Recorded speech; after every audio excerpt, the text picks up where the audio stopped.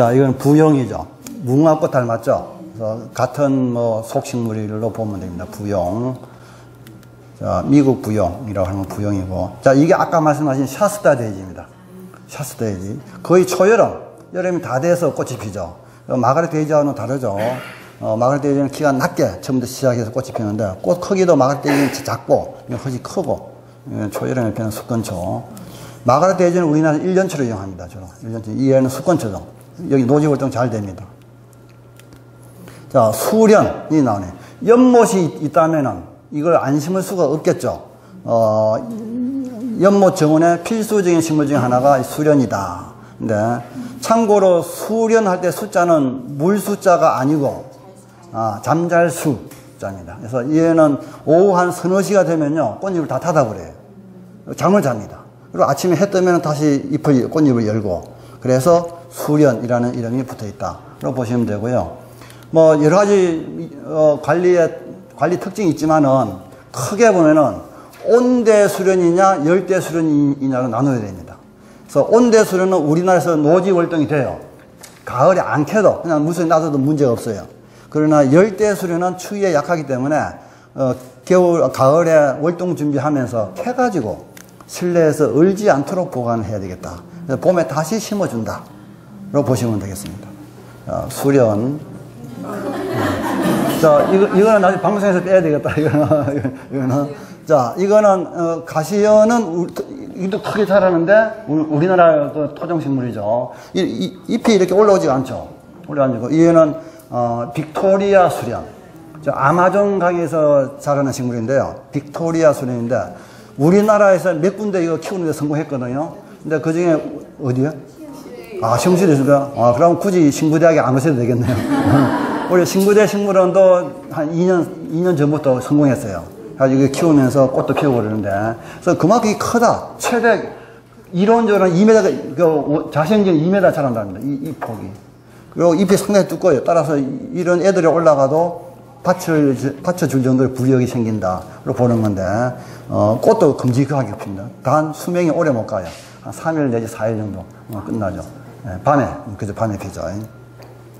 자, 빅토리아 수련이고, 이것도 우리 정원이 있으면은 뭐 이용을 많이 하시겠죠. 수호초. 수호초인데 특징이 뭐냐? 상록성입니다. 중부지방에서도 노지 월동이 되는 상록성 지피식물로 많이 이용하는 수호초. 요즘 하얀 꽃이 좀 피기도 하죠. 하얀색 꽃이. 관상 가치가 높진 않지만 수호초라는 거 상록성이고요. 그 다음에 실유카입니다. 실유카.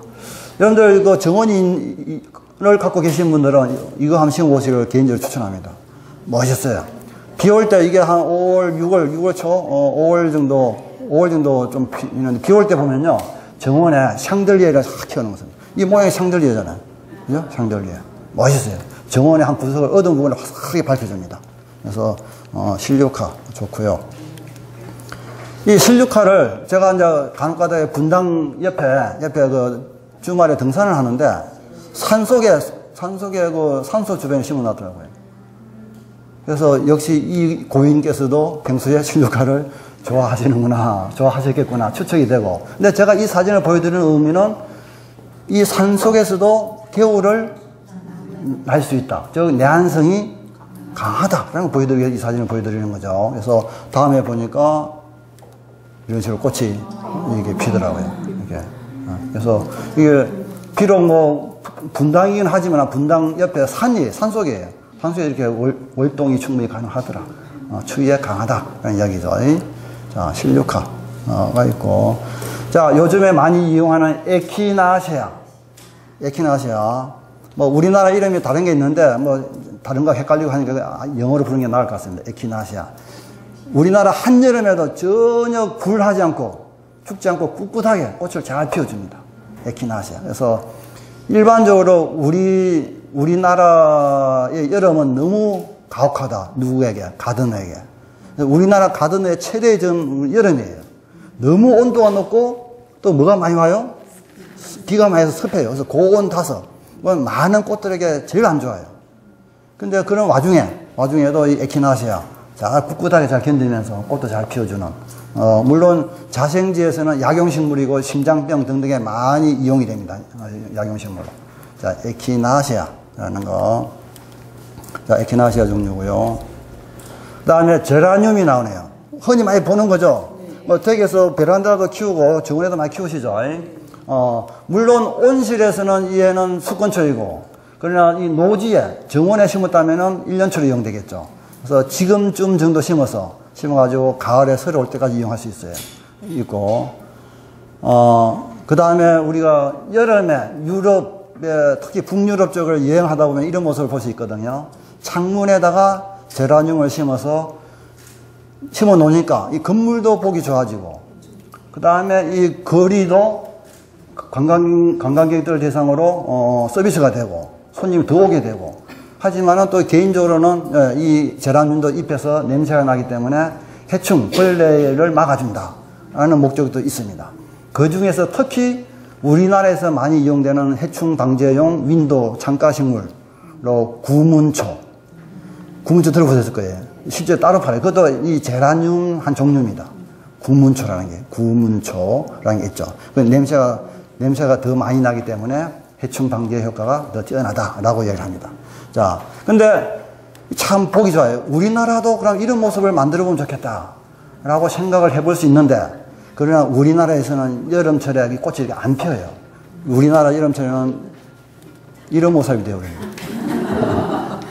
자, 이 제라늄은 고온이 되면은 꽃눈이 안 생겨요. 많이 녹아버리고 꽃눈이 안 생겨요. 그래서 우리나라 한여름에는 꽃이 안 펴요. 일부 피는 게 좀 있다 그러는데, 별로입니다. 그래서 여름이 지나야 돼요. 이 상태로 그 7월, 8월 달 거의 이 상태에 있다가 8월, 10월쯤 되면, 8월 중순쯤 되면은 아침, 저녁으로 온도가, 기온이 굉장히 바뀌어요.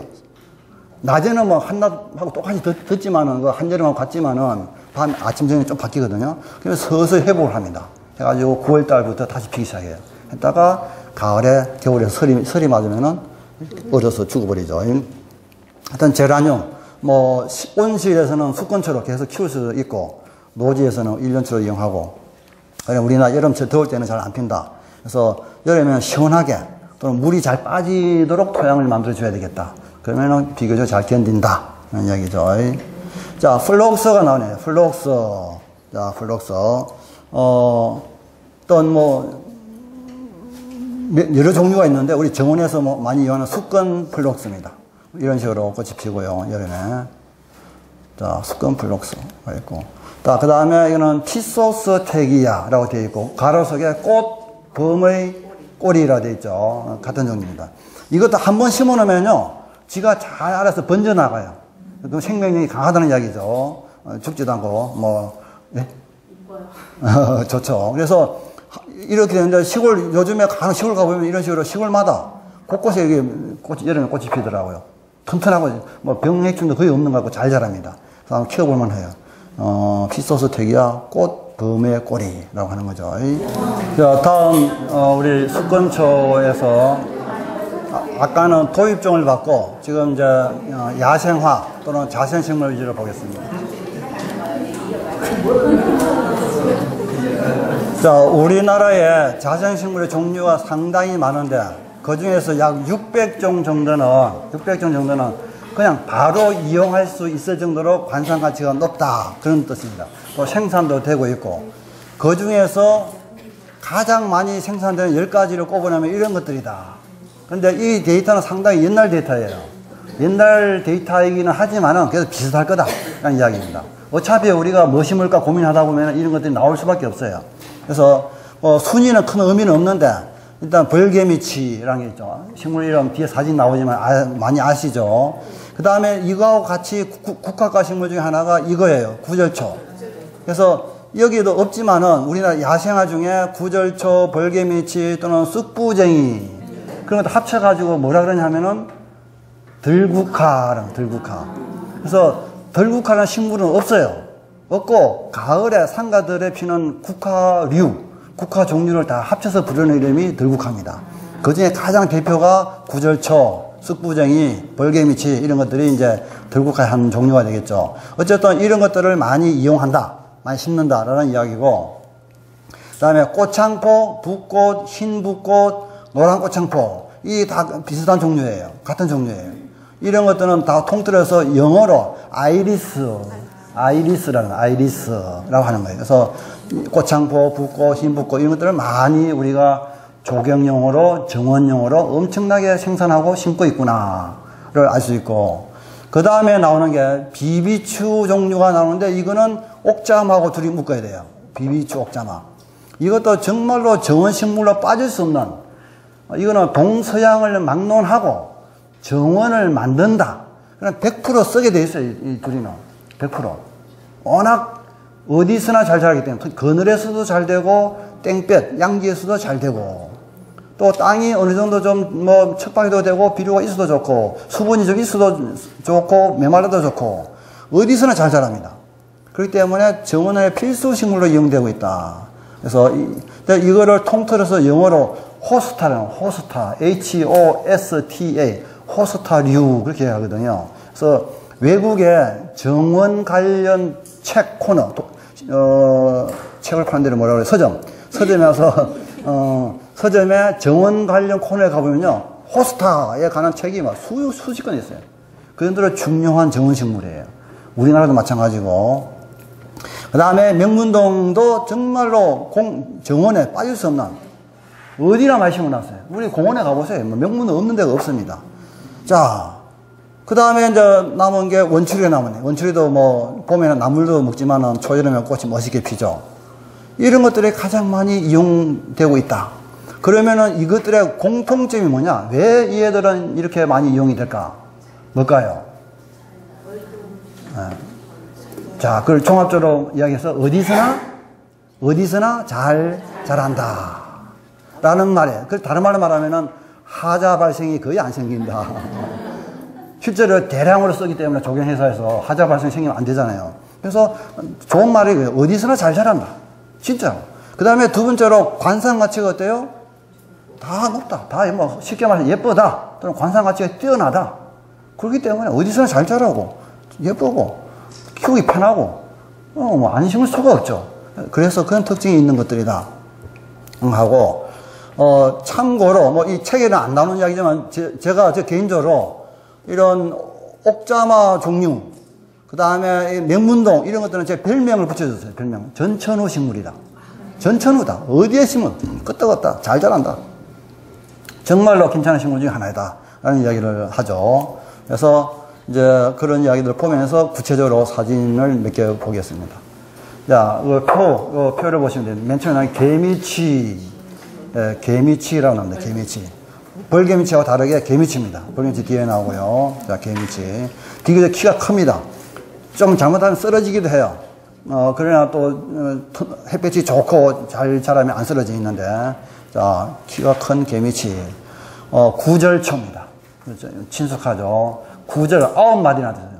봄에 싹이 나와서 9마디까지 자라서 꽃이 핀다 라는 뜻도 있고, 또는 다른 한편으로 음력으로 9월 9일, 9가 두 번 겹치는 구절에 꽃이 핀다. 그래서 구절초라 이런 다 있는데, 종류가 다양하죠. 핑크도 진한 거부터 해서 연한 거, 또는 흰색, 다양한 키가 큰 거잖아요. 이 다음에 나오는 게 이게 핑크빛 구절초 있죠. 전체가 다 구절초인데, 있고 여기 보시면은 서흥 구절초, 또는 낙동 구절초, 뭐 이런 것도 비교적 약간 분홍색이 있고, 산 구절초, 뭐 한라 구절초. 근데 한라 구절초는 뒤에 보는 것처럼, 이거 뭐 사진이면 다 제가 간혹가다 이거 좀 주시면 안 되냐고 파일을 제가 못 드리거든요.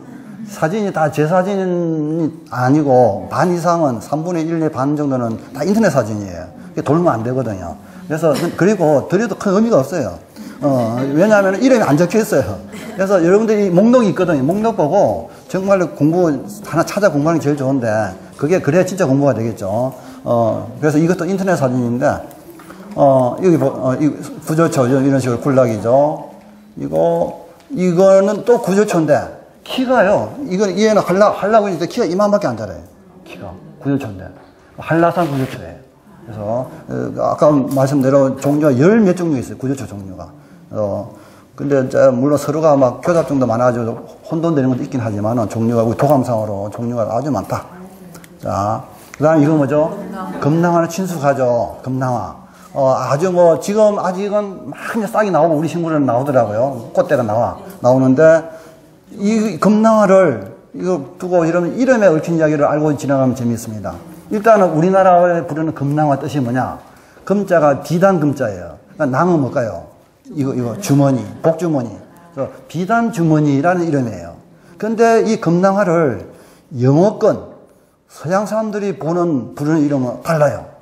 뭐냐? 블리딩 하트. 블리딩, 피를 뚝뚝 흘리는 심장. 피 흘리는 심장. 그런 블리딩 하트. 블리딩, 여기 피 흘리다는 뜻이에요. 하트, 이 심장이고. 전혀, 물론 약간은 이제 수긍은 좀 하죠. 이 하트 모양이고, 심장 모양이고, 빨갛고 하니까. 그러나 어쨌든 예쁜 꽃을 두고 어떻게 그렇게 부르냐. 우리 참 이름 예쁘잖아요. 금낭, 비단 주머니 있고. 참 좋은데. 네? 금낭? 그러니까요. 그래서, 그 사고방식은 참 우리가 더 낫구나. 그런 생각이 듭니다. 하여튼, 키우기가 비교적 까다롭지 않고 괜찮습니다. 자, 이거는 깽깽이 풀이죠. 깽깽이 풀. 깽깽이. 이름이 특이하지만 깽깽이가 뭐예요? 이거. 깽깽이. 그래서 지금 이야기했잖아요. 자, 여기 보세요. 사람이 깽깽이를 이렇게 띈 것처럼 무더기를 피는 거예요. 깽깽이를 이렇게 띈 것처럼 이렇게. 그래서 깽깽이 풀인 거예요. 근데 왜 이렇게 되냐 하면요. 이 씨앗을 개미가 아주 좋아해요. 이 씨앗에 당 성분이 들어있어요. 얼라이오즘이라는 영어 이름인데, 얼라이오즘. 그걸 개미가 그거 먹으려고 자기 집에 다 가져가요. 먹고는 자기 집 앞에 싹 뱉어두는 거예요. 소복하게. 그리고 가다 흘리기도 하고. 그러니까 이 뭉터기로 이 꽃이 피는 거예요. 그래서 깽깽이 풀이라는 이름이 있는데, 아마도 우리나라 야생화 중에서 제일 고급, 가장 좋은 꽃 고르라면 1, 2등 안에 속할 겁니다. 최고급 야생화 중 하나죠. 근데 뭐 정원에서 이게 한때 멸종위기 식물이었거든요. 정원에서 넓은 면적 심을 필요 없고, 좀 몇 포기 정도 잘 갖고 해야 되는데, 이제 이것도 아무데나 심으면은 금방 서서히 약해져서 죽어버립니다. 특히 여름철이 시원한 곳에 심어야 돼요. 봄에는 햇빛이 잘 들고, 여름에는 그늘이 져서 시원해지는 곳, 그런 곳을 잘 골라서 심어야 돼요. 실제로 자생지보면 다 그래요. 자생지보면. 그래서 그냥 뭐 다 아시겠지만 꽃을 아무데나 심으면 안 되고, 자기 좋아하는 환경을 골라서 선택해서 심어야 되겠다. 이야기죠. 자, 꿀풀. 이야기가 나오는데, 꿀풀. 자, 뭐, 이것도, 뒤에 나오는 할미꽃하고 마찬가지로 어디에 가면은 많이 볼 수 있다. 할미꽃처럼 산소, 무덤이에요. 따라서 꿀풀 또는 할미꽃은 어느 곳에서 키워야 되는가, 어떤 환경을 맞춰줘야 되는가, 산소 조건이에요. 산소는 딱 두 가지예요. 첫째는 뭐가 잘 들어? 햇빛이 잘 들고, 그 다음에는 뭐가 잘 돼야 돼요? 배수가 잘 좋은 곳. 딱 그런 조건이에요. 그래서 할미꽃을 집에서 키우고 싶다. 정원에서 키운다는 햇빛 잘 들고, 그때 토양을 잘 만들어서 배수 잘 되게 해줘야 되지. 안 그러면 금방 그냥 뿌리 썩어버리고 녹아버립니다. 자, 그래서 그 식물이 우리나라 야생화 등이 자라는 환경을 보면은, 아, 이 애가 뭘 좋아하는구나. 햇빛은 어떻고, 물은 어떻고, 알 수 있는 거죠. 그거를 맞춰주는 것이 꽃을 잘 키우는 방법 중에 하나이다. 라는 거죠. 자, 이것도 개인적으로 제가 아주 좋아하는 식물 중에 하나입니다. 뭐라고요? 돌단풍. 자, 돌틈에서 이 자라는데 이파리 모양이 단풍나무 이파리처럼 이렇게 생겼어요. 그래서 돌단풍이다. 근데 이것도 지금 우리 식물원의 모습이 현재 이런 모습이에요. 현재 식물원의 모습인데, 이제 인위적으로 심은 거죠. 돌은 아니고, 이제 인공 옹벽을 쌓으면서, 축대를 쌓으면서 이 사이사이에다 심은 건데, 진짜 멋있어요. 멋있고 아주 강인해요, 얘도. 그래서 기본적으로는 살짝 반양지를 좋아합니다. 그러나 여기처럼 직사광선을 받아도 문제 없어요. 물론 여름에 이파리가 타기는 좀 탑니다. 이파리 살짝 잘라주면 문제 없고, 보기에도. 오히려 꽃은 더 그늘보다 더 잘 핍니다. 반양지, 반그늘보다. 그래서 키우기도 편하고, 꽃도 좋고, 이파리도 보기 좋은, 식물 중에 하나가 돌단풍이다. 여러분들 혹시 기회 있으면 꼭 키워보시길 바라고, 분화로 해서 뭐 베란다 키워도 전혀 문제 없어요. 잘 됩니다. 자, 동이나물, 동의 또는 동이나물이라는 거, 의사한테 의, 동이나물인데, 이거는 일단은 독초입니다. 주의해야 돼요. 뭐하고 혼돈이 되냐, 이파리만 딱 보면은 곰치, 이파리 약간 비슷해요. 1년에 몇 분씩은 꼭 병원에 실려가요. 산에 가서 저거 잘못 따먹고는. 그 주의를 해야 되고, 그러나 우리 정원용어로 볼 때는 얘는 이런 데가 최고다. 뭐가 쫄쫄쫄 흘러가요? 물, 계류, 시냇물이 좀 물이 흘러가는 곳, 주변이 최고의 좋은 장소이다. 얘를 교회는. 그래서 우리 정원이 있으면 또 욕심이 물길을 하면서 내가 물이 흘러가게끔 만들고 싶잖아요. 그 옆에 심기에 아주 좋은 식물이다. 실제로. 그래서 이야기 나온 김에 이거 말고도 이 물가가 좋은 게 노란 꽃창포. 꽃은 노란색이고 노란 꽃창포 물가를 좋아합니다. 예, 연못도 마찬가지고. 그 다음에 부처꽃 뒤에 나와요. 그런 것들은 다 그 물가에 심으면 잘 됩니다. 그런 것들을 연못가 물가에 심을 수 있겠다. 자, 메발토꽃이 나오네요. 메발토꽃. 종류가 다양합니다. 우리나라 꽃도 예쁘고요. 이 외래종 참 귀여워요. 이 외국 도입종인데 이런 것도 있고 화려한 것도 있고 다 외래종이죠. 이 우리나라 꽃이고요. 자, 메발토꽃이 있고 이런 것도 메발토꽃이죠. 자, 다음에 또 나오네. 맹문동. 꽃이 언제 피죠? 가을 되기 전에 여름, 가을에도 피는데 거의 뭐 7월 한 중순 정도 피어서 9월 정도까지 2달 정도 핍니다. 꽃 보기 좋아요. 꽃이 없는데. 그리고 이 맹문동은 뭐로 유명하냐? 무슨 나무 아래도 된다? 소나무 아래도 된다. 그래서 실제 소나무는 자기 새끼만 키우려고 그러고 다른 식물은 못 들어오게 하는 타감작용, 이 강한 식물 중에 하나예요. 그래서 다른 식물이 잘 안 되거든요. 근데 이제 이런 맹문동도 되고 또 산철쭉, 진달래 그런 것들도 산성 토양을 좋아하기 때문에 철쭉류, 진달래 또 소나무 밑에 되더라. 그런 걸 알 수 있고, 그 다음에 맹문동 잘 되고, 그 다음에 하나 힌트 드리면은 산수국 뒤에 나오는데 하몽에서 산수국도 소나무 밑에 잘 돼요. 산수국도. 그래서 그런 것들을 중심으로 해서 소나무 밑을 심어주면 되는데, 소나무 이제 어딘지 이것도 인터넷 사진인데 이제 어딘지 기억이 안 납니다. 인터넷 사진인데 소나무밭 밑에 맹문동 굴락이 멋있죠, 이러네. 이거 보러 일부러 갈만하겠죠.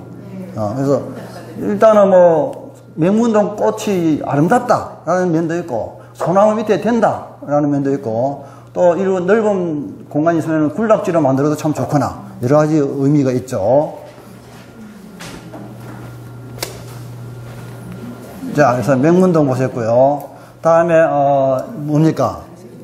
민들레를 일부러 심지는 않겠지만은 그러나 우리나라 토종 민들레, 우리나라 자생 민들레다. 그러나 일부 심을 수도 있겠죠. 그런 관점에서 한번 보여드리는데 이거는 우리나라 자생 민들레입니다.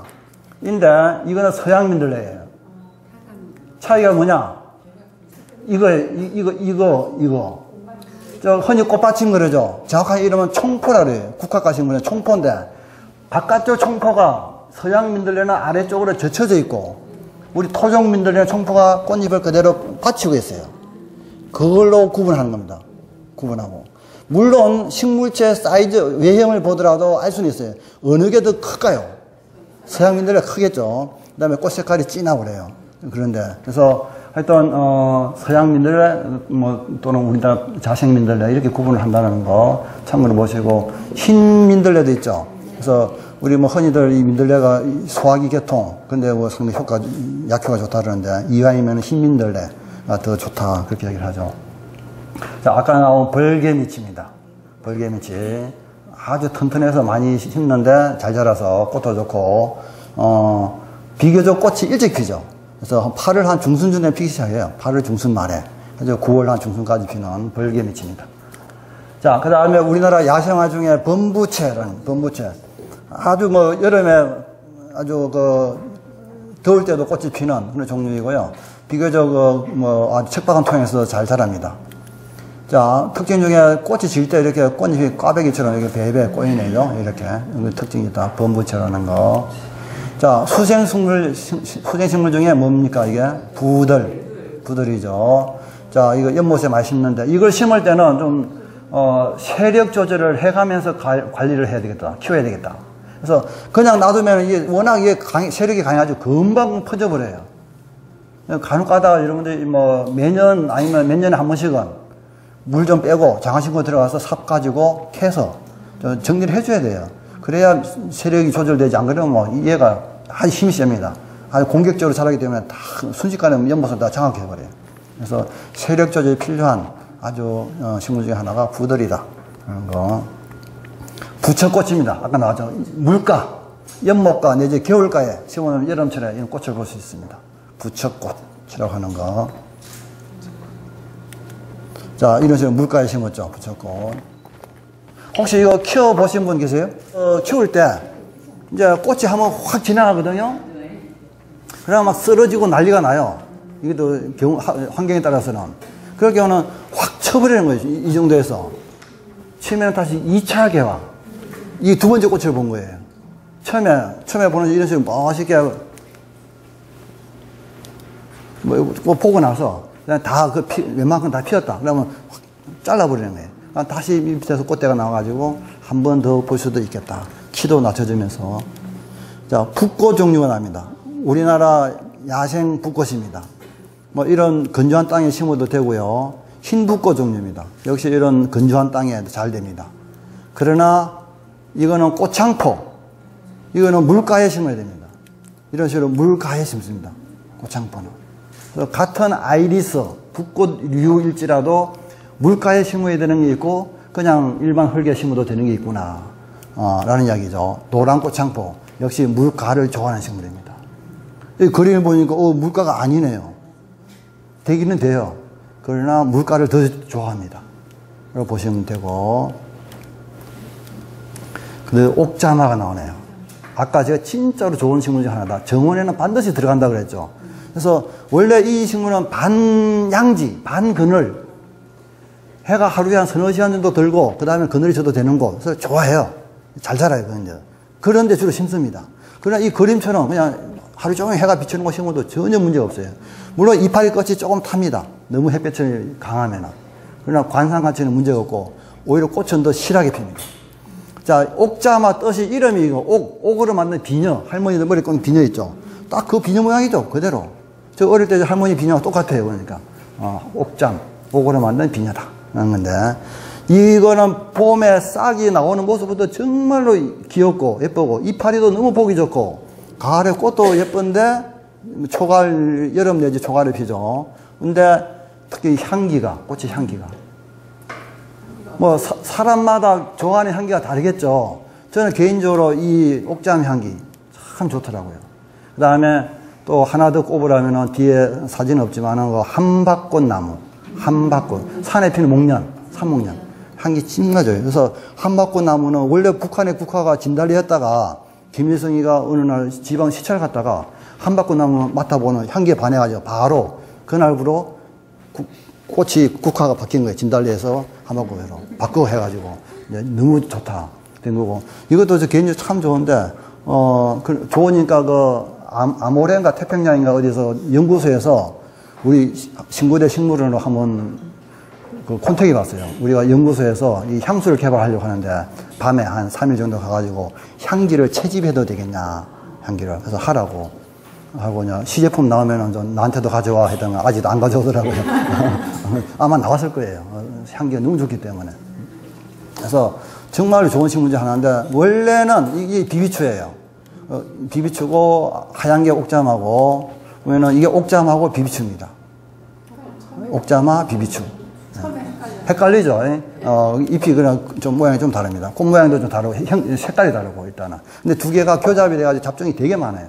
그리고 외국에 가면은 이파리가 있다만 이파리에 약간 그 은색이 들어간 거, 뭐 블루 컬러가 약 들어간 거 종류가 다양해요. 그래서 인기가 많다는 거고. 그래서 약간 나무 그늘, 해가 드는데 살짝 그늘이 지는 곳 이런 것을 좋아한다.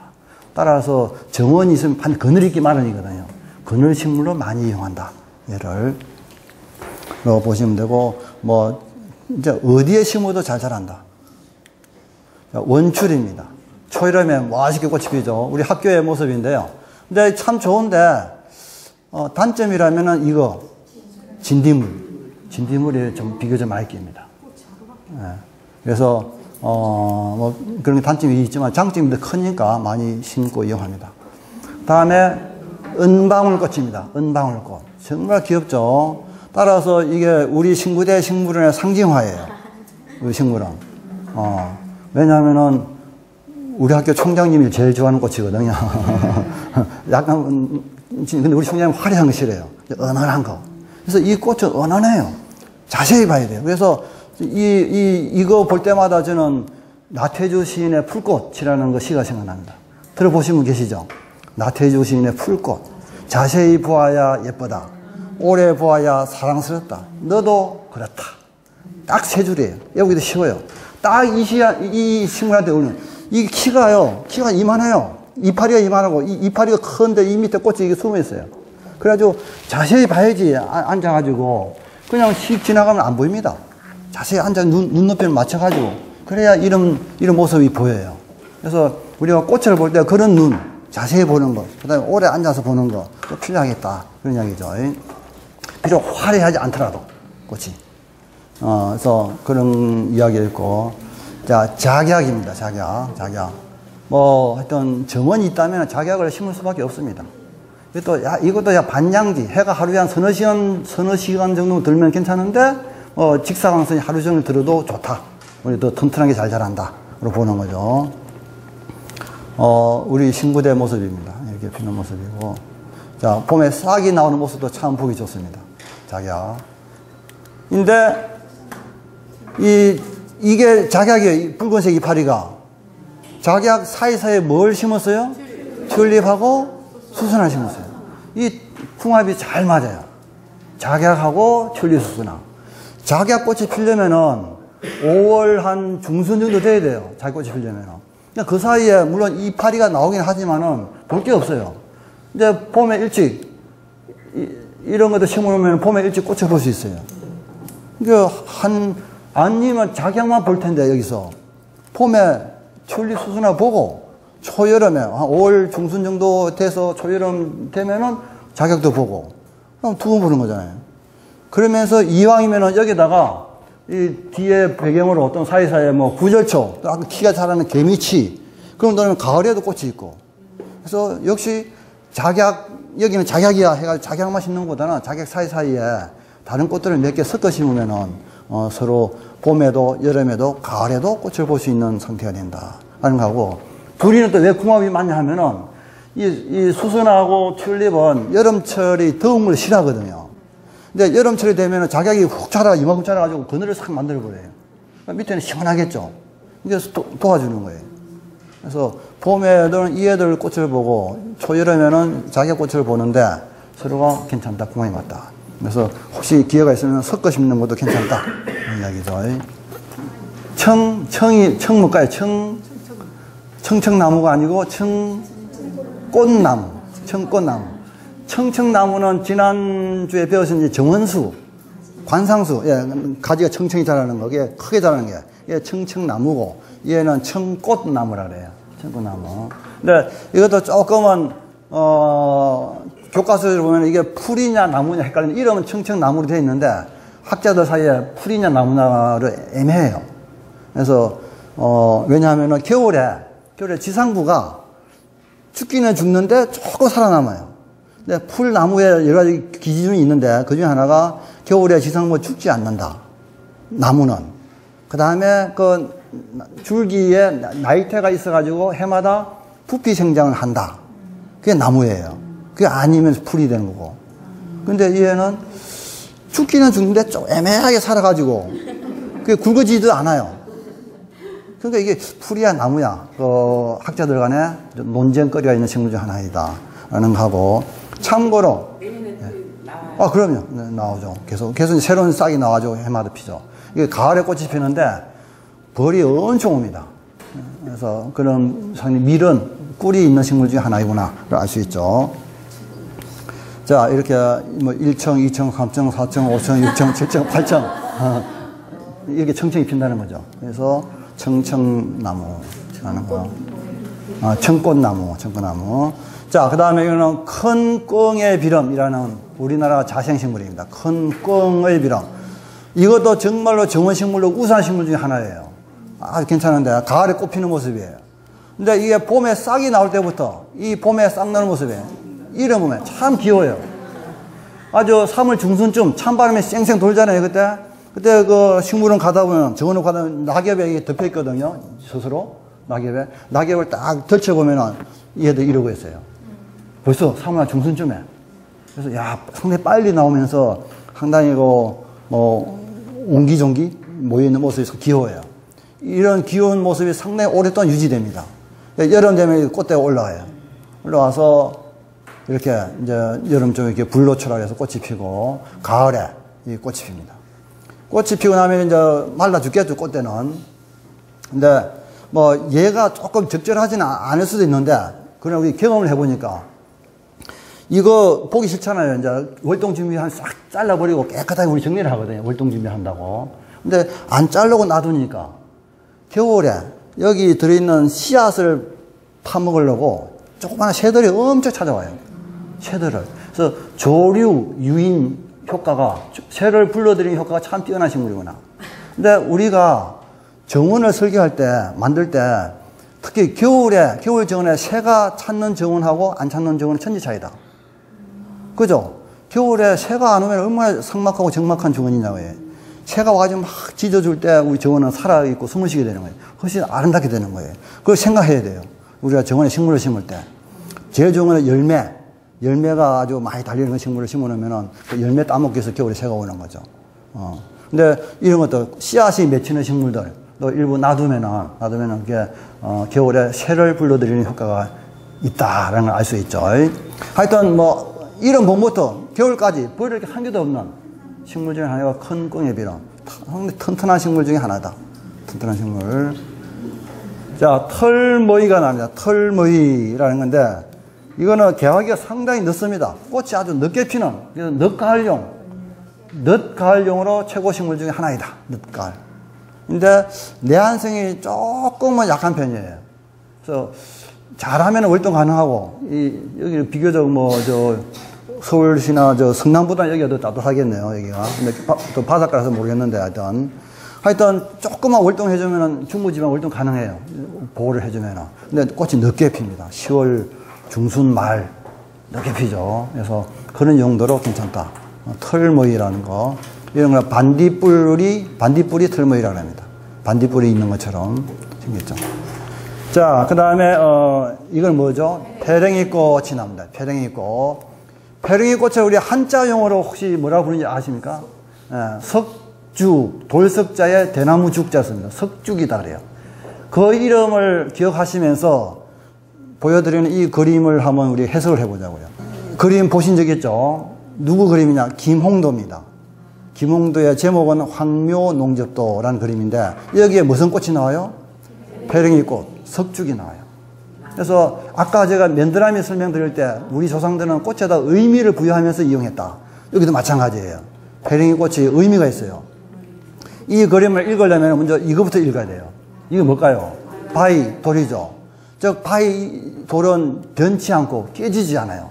병들지 않아요. 그래서 바위처럼 깨지지 말고 병들지 말고 오래 건강하게 사십시오 라는 의미로 바위가 들어갑니다. 들어가는데 옆에 석죽을 그렸네요. 돌석자라 그랬어요. 그래서 이 바위처럼 되기를 대나무 죽인데 축원합니다 할 때 축자하고 중국식으로 하면 발음이 똑같아요. 그래서 중국에서 이거를 축자로 보는 거예요. 석죽할 때 축자를 축으로 읽는 거예요. 그래서 이 돌처럼 꼭 되길 바랍니다. 이 바위처럼 병들지 말고 오랫동안 건강하게 사세요 라는 의미로 이게 들어가요. 근데 너무 이것만 말하면 밋밋하잖아요. 그래서 고양이가 나와요.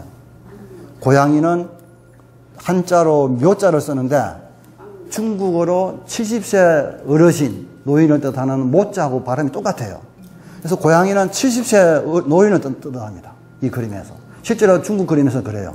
우리 한국에서 마찬가지고. 그 다음에 그래서 70까지 이 바위처럼 건강하게 오래 병들지 말고 사세요 라는 의미로 석죽이 있는 거예요. 근데 아무리 옛날이지만 70까지 사시라면 서운하죠. 80까지 살아야죠. 그래서 나비가 나와요. 나비는 나비 접자를 썼는데 이 나비 접자가 중국어 중에 80세 노인을 뜻하는 질자가 있어요. 그거하고 발음이 똑같아요. 그래서 나비는 80세 어르신.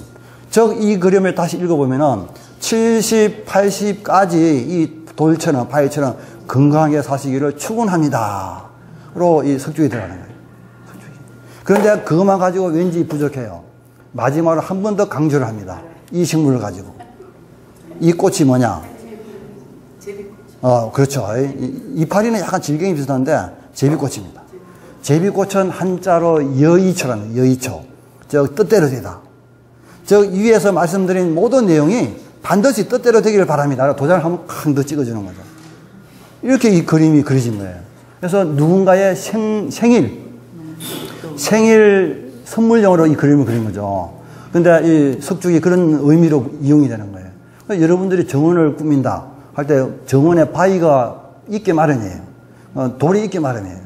돌 앞에다가 사이에다가 석죽을 심는 거죠. 물론 물 빠짐 잘 되게 하고 양지 바른 곳에 의미를 부여하는 거죠. 맞아. 석죽이 그런 의미가 있지. 돌처럼 건강하게 잘 지내야지. 내가 그렇게 생각해도 되고, 아니 옆집에 자문 컨설팅을 해드려도 되겠죠. 그게 스토리예요. 스토리텔링을 부여하는 거예요, 여기다. 정원에도. 단순히 꽃만 예쁠 뿐만 아니라 의미를 부여해서 이야기를 엮어 나가는 게 정원에도 필요하겠다 라는 이야기죠. 그래서 그런 때 이런 거를 이용하시면 되겠다, 참고로 라는 겁니다. 자, 그래서 석죽, 페랭이 꽃을 우리 조상들은 그렇게 의미를 부여해서 이용했다라는 거죠. 까지 보시고. 자, 할미꽃. 아까 나왔죠. 이 할미꽃은 말 그대로 산소가에 실제로 그렇습니다. 그러면 산소의 환경을 보면 알 수 있다. 그래서 해가 잘 되고, 물 빠짐이 좋은 그런 토양으로 만들어주면 되겠다라는 거죠. 요즘에 동강 할미꽃이 유행이죠. 자, 그 다음에 이거는 해국입니다. 해국. 바닷가에 자라는 국화이다라는 뜻입니다. 해국인데, 꼭 바닷가가 아니더라도 우리 신구대 식물원에서도 잘 자랍니다. 신구대 식물은 물가예요. 겨울가인데. 그래서, 우리 식물에서는 가을에 해국 축제라는 행사, 이벤트도 하는데, 잘 자라요. 아주 강해요. 한 번 심어 놓으면 오래 갑니다. 오래 가고 튼튼하고. 그래서 하는데, 제가 오래전에 10년도 더 됐는데, 울릉도에 이제 총장님 모시고, 야생화, 조사하러 갔었어요. 꽃 조사하러. 한 이틀 정도 택시로 제절돼가지고, 이제 다니다가 마지막 날인 거 이제 끝날인데, 택시 기사님이 이제 말을 붙이더라고요. 보니까 마지막 날이고 꽃을 좋아하는 분들 갔는데, 가을에 한 번 더 오셔야겠습니다. 저희들 보고 딱 그러는 거예요. 단도직입적으로. 왜 그럽니까? 그러니까, 꽃을 하는 분들이 가을 울릉도 해안가 절벽에 핀 해국을 안 보고서 어찌 꽃을 한다고 말을 하겠습니까? 그분은 우리한테 추천해 주는 거죠. 그래서 예, 알겠습니다. 고맙습니다. 했지만 아직 못 가봤는데, 이제 이거는 인터넷 사진이죠. 이 사진인데, 여기서 바닷가에 절벽에 돌틈에, 이게 돌틈에서 잘 자라는 거예요. 척박한 땅에서 잘 되는 거죠. 물이 잘 빠지고 강하다는 이야기죠.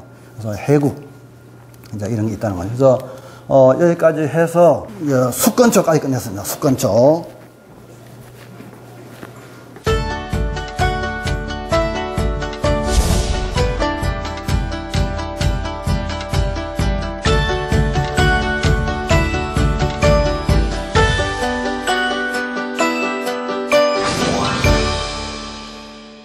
자, 아까 우리가 책에서 본 대로 추식, 춘식으로 나눠져 있습니다. 요즘에 볼 수 있는 것이 추식 구근이죠. 구근료는 비교적 간단히 봐도 되겠습니다. 자, 많이 보시죠? 무스카리라는 거. 추식 구근입니다. 자, 이거는 가을에 심어 놓으면은 비교적 안 캐도 비교적 잘 견딥니다. 태화, 잘 안 약해져요. 그래서, 좋은데, 색깔이 이제 인상적이고, 이 포도송이 닮았죠. 영어 이름에 그런 뜻이 이제 보되어 있습니다. 자, 이거는 무스카리를 이용해서 이런, 구건류, 정원을 만든 건데, 네덜란드의 쾌겐호프 공원이라고 세계적으로 유명한 구건류 공원이 있습니다. 거기서 이제 봄 되면은 튤립, 수선화, 무스카리, 백합, 여러 가지 이용해가지고 멋있는 이런, 축제를 합니다. 아주 수선화, 또 대표적인 추식 구건인데, 이거는 뒤에 나오는 튤립에 비해서 안 캐도 오래 간다. 오래 간다. 튤립은 꼭 캐야 된다. 안 캐면은 금방 사라져 버린다. 라는 거죠. 그래서 수선화도 종류가 많은데, 그래서, 추위에도 강하거든요. 그래서 우리 식물원 같은 데는 한번 심으면 안 캡니다. 수선화 자리는. 물론 다른 목적이 있으면 캘 수도 있지만은. 근데 지난 겨울은 예년에 비해서 영하 15도, 17도 내려간 게 두 번 있었죠. 그래서 그런지 학교에서 우리 학생들이 이제 가을에 좀 심는 게 있거든요. 그게 땅이 아니고 박스, 플라워 박스 있잖아요. 안에다가 그거 심었는데 동해를 막 입었더라고요. 지금까지 입은 지 한 번도 없는데 워낙 겨울이 춥고 땅에 심었으면 괜찮을 것 같아요. 밑에서 지열이 올라오니까. 그러나 이제 박스 공중에 떠 있잖아요. 떠면은 뭐, 겨울이 추운 걸 그대로 느끼게 되니까 이제 동해를 입는 경우도 있는데 일반적으로는 우리나라에서 안 캐도 큰 문제가 없는 튤립보다 강한 성질이 있다는 건데 가을에 심어서 어쨌든 캐면 더 좋습니다. 튤립하고 똑같이 캐요. 언제 캐냐? 그렇죠. 꽃이 지고 나서 그 다음에요. 좀 놔둬야 돼요, 얘들은. 마당에 놔둬요? 예, 꽃이 핀 대로 그대로. 물론 꽃대는 잘라주면 좋고요. 그래서 놔두면은 얘들이 5월달 지나고 5월 말, 6월달 되면 온도가 확 올라가잖아요. 이파리가 벌겋게 말라 죽습니다. 예, 쓰러지고 죽어요. 그때쯤 캐야 돼요. 다른 말로 말하면은 우리나라 장마가 오기 전에 캔다라고 얘기합니다. 장마 오기 전에 캐서 꿀을 그늘에 3, 4일 잘 말립니다. 말린 다음에 그거를 뭐 예를 들면 양파망 자루 같은 데 넣어가지고 바람이 잘 통하는 곳에 매달아 놨다가 저장했다가 가을이 되면은 저 10월 말 또는 11월 초 정도 되면 다시 심어주고 해서 내년 봄에 보면 또 꽃을 보고 그게 원칙이에요. 원칙인데 수선화는 안 캐도 태화가 거의 덜 된다. 튤립은 반드시 캐야 된다. 근데 튤립을 안 캐면 어떻게 될까요, 그러면? 여름철에 안 캐는다. 그냥 놔둬버렸다. 그렇죠. 꽃필 수도 있어요. 그 참 잘 키우신 거고, 아니면 환경 조건이 참 좋은 거죠. 일반적으로는 그 다음에까지는 꽃이 필 수 있는데 꽃 크기가 확 줄어버려요. 아까 이야기처럼. 워낙 우리나라 꽃 튤립이 지고 나서, 튤립 언제쯤 꽃이 지냐면 5월 8일까지 피고는 5월 10일쯤 되면 확 져버리거든요, 꽃잎이. 그러면 5월 달에 얘가 광합성을 많이 해가지고 땅 속에 내년에 필 새끼구, 자구를 많이 만들어야 돼요, 크게. 근데 우리나라는 5월 달이 너무 더워요. 확 더워버리니까 얘들이 이 자구 만드는 게 영 힘들고 불량품밖에 안 나와요. 그래서 품질이 확 떨어지게 되었습니다, 품질이. 냉장고에 넣으면 어떻게 돼요? 하여튼 그 다음 이야기입니다. 냉장고에 넣으면. 굳이 그렇게 할 필요는 여름에 그렇게 할 필요는 없고요.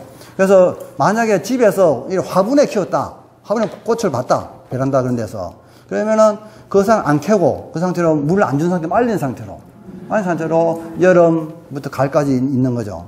그래서 가을 지나면서 다시 그걸 물 주면 돼요. 이제 가을에 땅에 심었다 생각하시고 10월, 11월 한 초중순부터 물 주면은, 근데 물을 너무 많이 썩을 때는 주면 안 되겠죠. 적절히 줘야 되는데 겨울 때는 물을 줘야 돼요. 하면 봄 되면 다시 필 수는 있어요. 근데 어쨌든 태화가 된다. 우리나라 기후가 좀 안 맞기 때문에. 근데 안 캐면 더 빨리 태화가 되고, 캐면은 그나마 그래도 튤립은 한 서너 번 정도 잘안 본다. 꽃이 점점 적어진다. 작아진다, 사이즈가. 나중에 없어져 버린다. 그렇게 되는 게 우리나라 기후예요.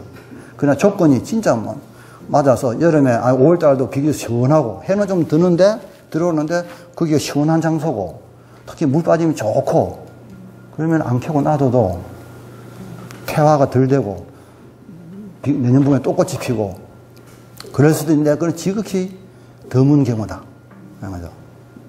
그래서 따라서 우리나라는 매년 튤립을 새로 구입한다. 새로. 특히 상품성 있어야 되는 거. 저희 식물원은 돈을 받고 관람객을 받거든요. 입장료를 받거든요. 근데 행편운동 식물원 없잖아요. 이게 해마다 그냥 캐가지고 캔 거는 그냥 품질이 안 좋은 것들은 딴데 그냥 뭐 버려도 되는 곳에 심어놔요. 꽃 필 수 있는 꽃 피고 그 다음에 안 필 건 안 피고 하고 해마다 새로 심어요, 사가지고. 대부분 그래요. 뭐 에브랜드뿐만 아니라 뭐 서울랜드, 뭐 가천, 근데 다 새로 살 수밖에 없습니다. 그래서 그게 태화가 되기 때문에, 약해지기 때문에 다 하는 거죠. 혹시 튤립 수선화 키우시면서 또 질문 있습니까? 궁금하신 거? 수선화가 예. 지금 이런 것들인데 이렇게 조그만 것도 있더라고요. 품종이 다양하죠. 예.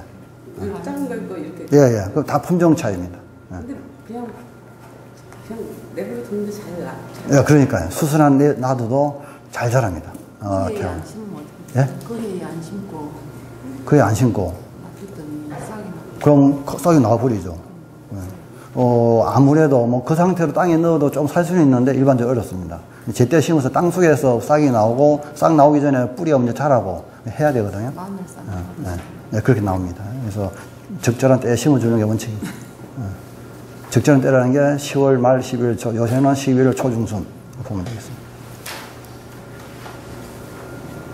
그러면 다시 심고 나서 물 주고. 겨울에는 물 줘야 돼요.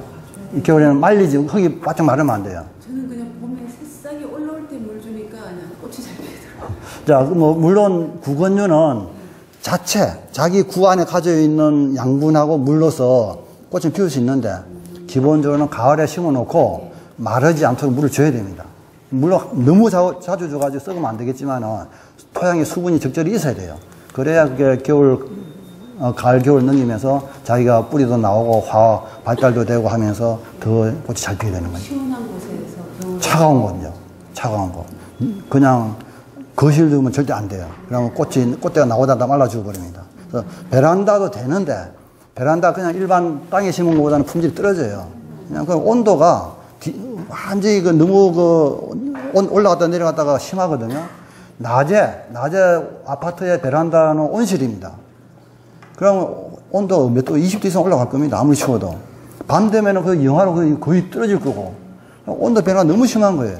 근데 튤립은 겨울 동안에 땅속에서 저온 처리, 추위를 쭉 한 달 반, 두 달 동안 받아야 되거든요. 그런데 온도 올라갔다 내려갔다 그러면 튤립한테 혼란이 생기고 좋을 게 한 개도 없어요. 그래서 원칙적으로 한다면은 낮에는 문을 살짝 열어가지고 베란다 온도를 좀 내려주고, 또 밤에는 너무 얼지 않도록 너무 추우면 조금 좀 막아주고 보온해주고 하는 게 원칙이죠. 근데 그게 뭐 쉽지 않으니까 어쩔 수 없는데, 일반적으로 뭐 베란다에서는 그 심어놓으면 그렇게 온도 변화가 있어도 꽃은 잘 핍니다. 그런데 햇빛이 약해가지고 이파리가 쓰러지고 막 넘어지고 꽃대가 쓰러지고 그렇게 되죠. 요즘 2주 전에 시장에 나갔더니 알뿌리를 팔더라고요. 예. 그 알뿌리는 어떻게? 되죠. 그거는 이제 겨울 동안에 온실 안에서 포트에 심어가지고, 온실이 아니고 냉장고 안에서 온도 저온처리를 한 거예요. 그래서 품종마다 다른데 뭐 3도에서 5도, 8도 사이에서 온도를, 겨울을 넘기는 거죠. 그 안에서. 그 다음에 이제 꽃대가 올라 그러면은 내가 파는 거죠. 아, 그걸 바로 이제 심으면 꽃을 볼 수 있어요. 예, 그렇죠. 볼 수 있죠. 심으면 꽃은 볼 수 있죠. 이게 하여튼, 예, 뭐 내년에 보려면 아까 말씀드린 대로 5월을 잘 넘겨야 돼요. 5월하고 여름을 잘 넘겨야 돼요. 예. 자, 수수나. 자, 이거 요즘에 많이 보시죠? 알리움, 알리움. 자, 알리움인데요. 알리움인데 이렇게 했는데, 이게 뭘까요? 대파죠, 대파. 대파도 알리움이에요. 그래서 이 둘이는 같은 알리움 속식물입니다. 이게 꽃 모양이 비슷하죠? 생긴 게. 뭐 물론 이거하고 좀 이 모양도 다르고 하지만은, 그래서 영어로는 이것도 알리움이고 이것도 알리움인데 종류가 다르긴 하지만 종이 우리 정원용 관상묘로서는 초식구건 알리움이라는 거. 자, 그 다음에 크로커스입니다. 크로커스 초식구건 비교적 봄에 일찍 핍니다. 그래서 이런 눈 속에서도 뚫고 올라올 수 있는 크로커스 많이 보시죠. 자, 크로커스가 나오고요. 다음에 튤립이 나오네요. 튤립. 아까 말씀드린 추식구건. 가을에 심어서 봄에 보는 거. 추식구인데, 뭐 이런 좀 진한, 이런 걸 흔히 흑튤립이라고 그러고, 이런 튤립 보신 적 있나요? 아이스크림 튤립. 특이하죠? 아이스크림. 꽃잎이 피는 게 딱 아이스크림이에요. 말 그대로. 그래서 상당히 고가죠. 고가고. 뭐 이런 형태로 튤립을 심는데 흰색하고 분홍색을 섞어 심었죠. 근데 튤립만 심은 게 아니고 이 데이지 또는 뭐 이런 백미호고 이런 것들은 여러 종류 섞어 심었네요. 일단 믹스를 했다라는 걸 보여주고 있죠.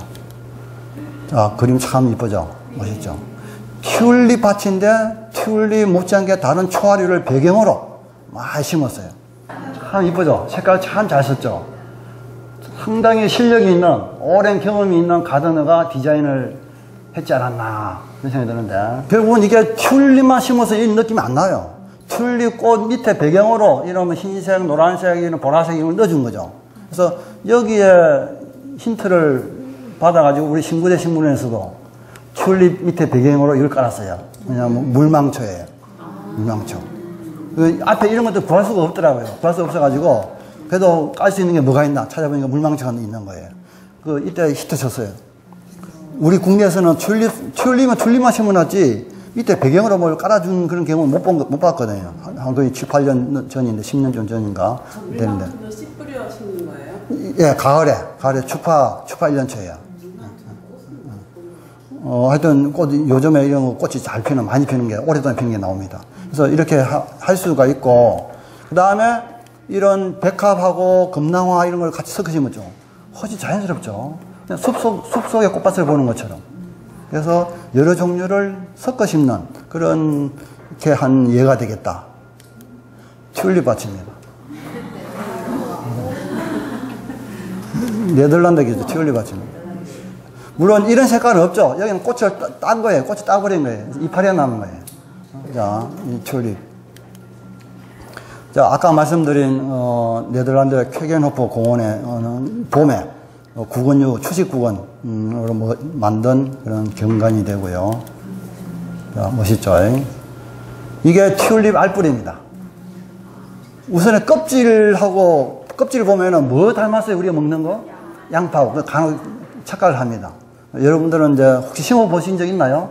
또는 이 과정을 마치면은 뭐 봉사활동도 하시게 되면 가을에 아마 공원 같은 데 가서 심을 수도 있는데 양파하고 혼돈하시면 안 돼요. 제가 오래전에 이제 에버랜드에 가서 가을에 갔는데 에버랜드 꼬마기차 뺑뺑 도는 꼬마기차 지금 있는지 모르겠습니다. 옛날에 있었거든요. 그걸 타고 이제 출발하기를 기다리고 있는데 마침 그때 10월 말이었어요. 옛날에 튤립을 신고 있더라고요. 그래서 저는 이제 튤립 신고 있구나 보고 있는데 어떤 아주머니 한 분이 애를 데리고 올라타는 거예요. 그래서 애가 엄마한테 물어서 엄마 뭐 심는 거야? 양파 심는 거야. 바로 그냥 일초에 망설임 없이 조금 모양이 다르지 않아요? 물론 이거보다 좀 둥근 튤립도 있긴 있어요. 그냥 빛조가 좀 일반 다릅니다. 근데도 그냥 껍질이 비슷하니까. 근데 실제로 이제 우리 분류학적으로는 양파하고 진짜 비슷하게 인경에 속하는데, 예? 좀 더 큰 것도 있고 품종이 다 달라요. 양파보다는 작다고 봐야죠, 그래도. 양파가 크죠. 양파보다는 마늘보다는 크고. 근데, 그래서 마늘도 어때는 추식구근이에요. 추식구근이고, 구근을 분류하는 여러 가지 기준이 인경이라는, 핀을 줄기라서 인경인데, 둘 다 인경이에요. 그래서 이거 자르면은 양파 자랑하고 비슷하게 생겼어요. 양파 자랑하고.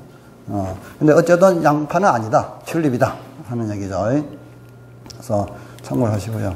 자, 프리틸라리아라는 추식구근입니다. 아주 흔하게 심지는 않지만은 우리나라에 많이 보급이 돼서 뭐 쉽게 구할 수 있는 것이고요. 프리틸라리아. 다음에 춘식구근으로 들어가죠. 춘식구근. 봄에 심는 거.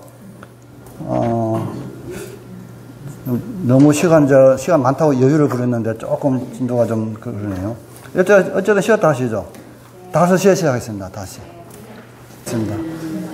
그 다음에 춘식구근. 봄에 심어서 여름이나 가을에 꽃을 보는 종류가 되겠습니다. 대표적인 게, 이게 뭘까요?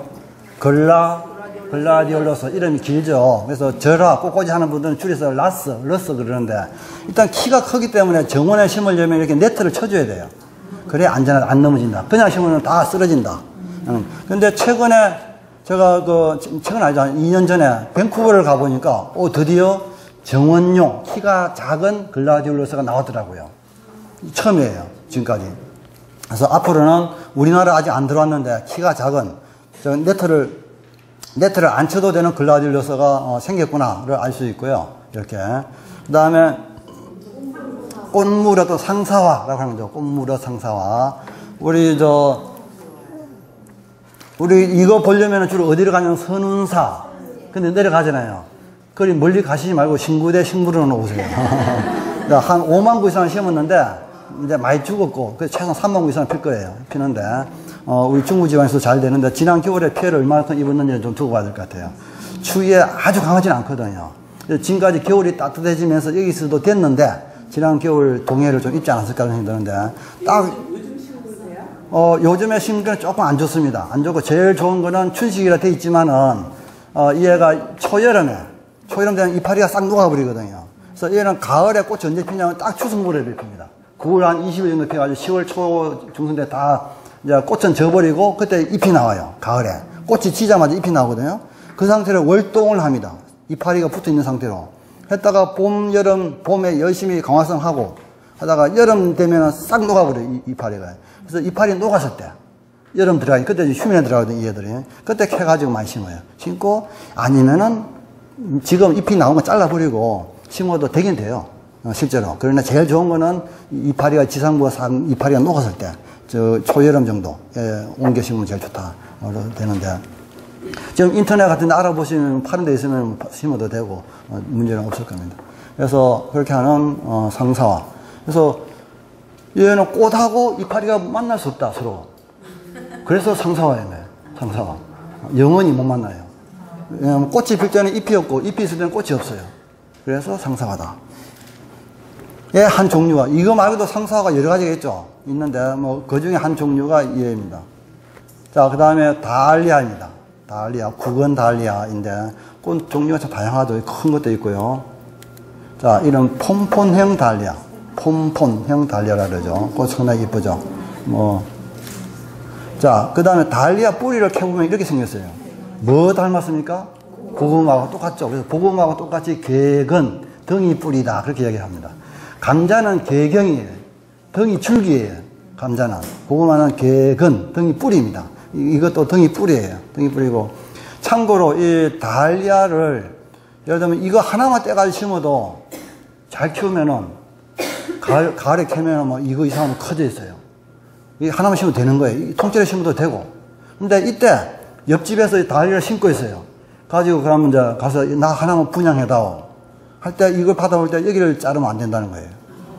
여기를 잘라와야 돼요. 여기를. 이것도 여기 자르면 안 돼요. 다 가능한 살을 붙여서 이렇게 잘라야 돼요. 이렇게. 그래야 여기 눈이 여기 몰려 있어요. 싹이 여기서 나옵니다. 자.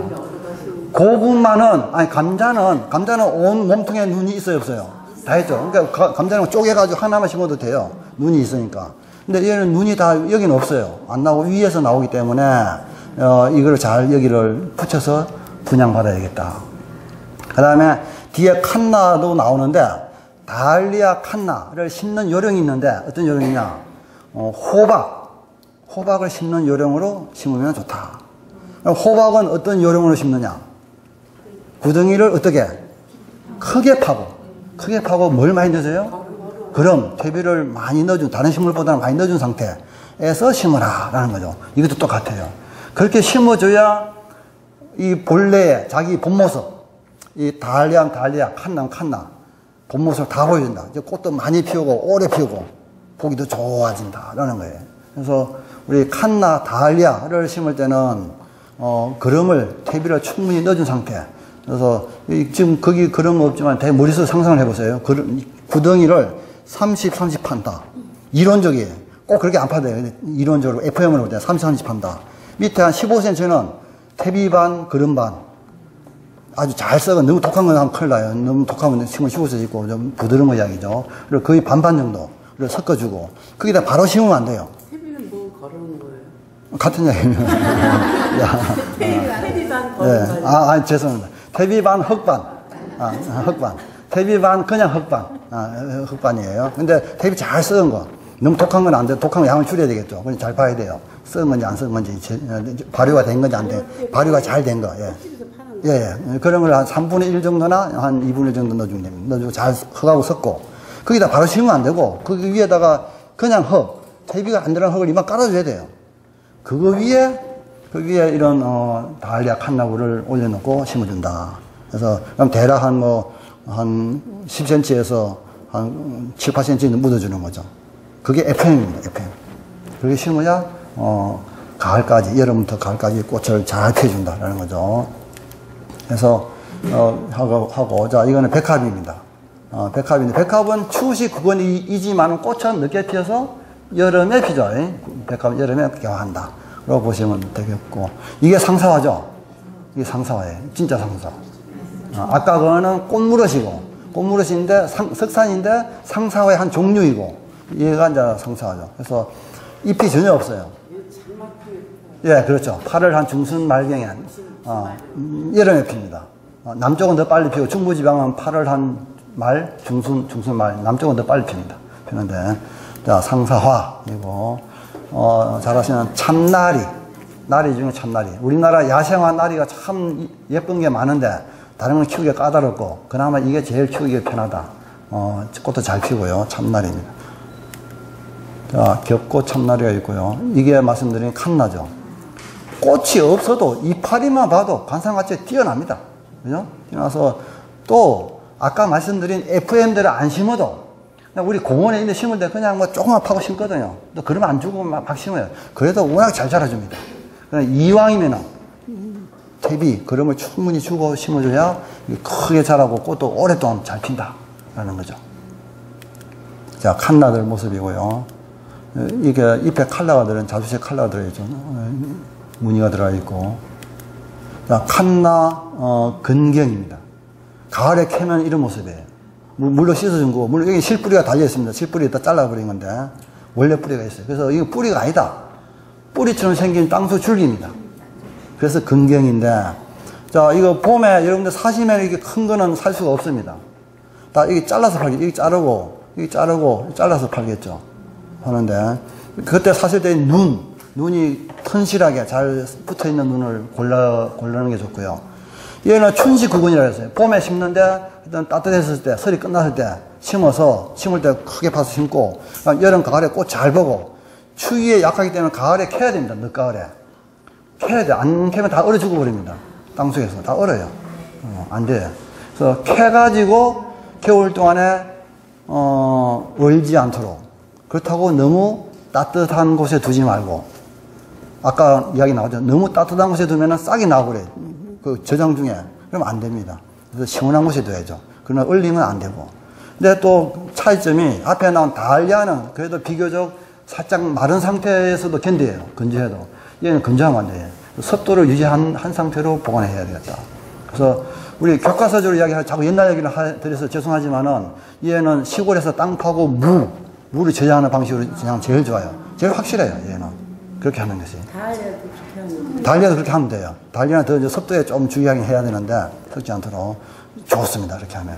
베란다에서 자랄 수 있어요? 가능한데 어쨌든 제일 중요한 요소는 햇빛이다. 하루에 해가 몇 시간 드냐 달려있다. 그래서 가능하면 이거는 뭐 하루 종일 해를 받아내서 자라는 애니까 칸나는. 그래서 가능하겠는데 이파리는 보겠는데 꽃은 필수는 첫에는 필수 있겠지만 약하겠다. 또 특히 해가 하루에 몇 시간 드냐 달려있다. 그래서 칸나를 보셨고 여기까지 해서 이제 구건류도 여기까지 마무리하고요. 다음에 꽃나무 화목류로 들어가겠습니다. 자, 대략 그 토육종이냐 우리나라 자생식물이냐 구분이 되어 있습니다. 우선 토육종부터 보시죠. 먼저 나오는 게 이건 뭐라고요? 라일락입니다. 뭐 우리가 정원이 있다면 반드시 넣고 싶죠. 키우고 싶죠. 향기 때문에, 꽃 색깔 때문에 라일락 아주 좋은 우리 좋은 식물 중에 하나고요. 자, 라일락 중에 미스 김 라일락 이름 많이 들어보셨죠? 뭐 어떻게 유래도 아시죠? 예, 그래서 우리 환경 해설할 때 특히 옛날에 우리나라 식물인데 오히려 로얄티를 주고 역수입한 걸로 유명했죠. 이거는. 자, 미스 김 라일락입니다. 라일락이 녹지사, 숙지사, 일반 녹지사는 나을까 하는데 제가 직접 해본 적은 없습니다. 없는데 아마도 이 새싹이 나와서 이게 조금 웬만큼 굳었을 때, 너무 무를 때 말고, 너무 오래될 때 말고, 딱 웬만큼 굳었을 때 하는 게 제일 좋겠습니다. 아니면 자료 좀 찾아보세요. 그럼 금방 언제 자세히 나옵니다, 인터넷에. 자, 향이 좋죠. 이거는 부들레아입니다. 부들레아인데, 이거는 정원에 나비를 끌어들이는 유인하는 효과가 정말 뛰어난 식물 중 하나다. 아까 우리 겨울 정원에 새가 오도록 만들어야 된다. 그 못지않게 정원에 꽃이 피었는데 나비가 당연히 오겠지만은 그래도 더 나비를 많이 끌어들이는 효과가 있는 식물이 필요하다.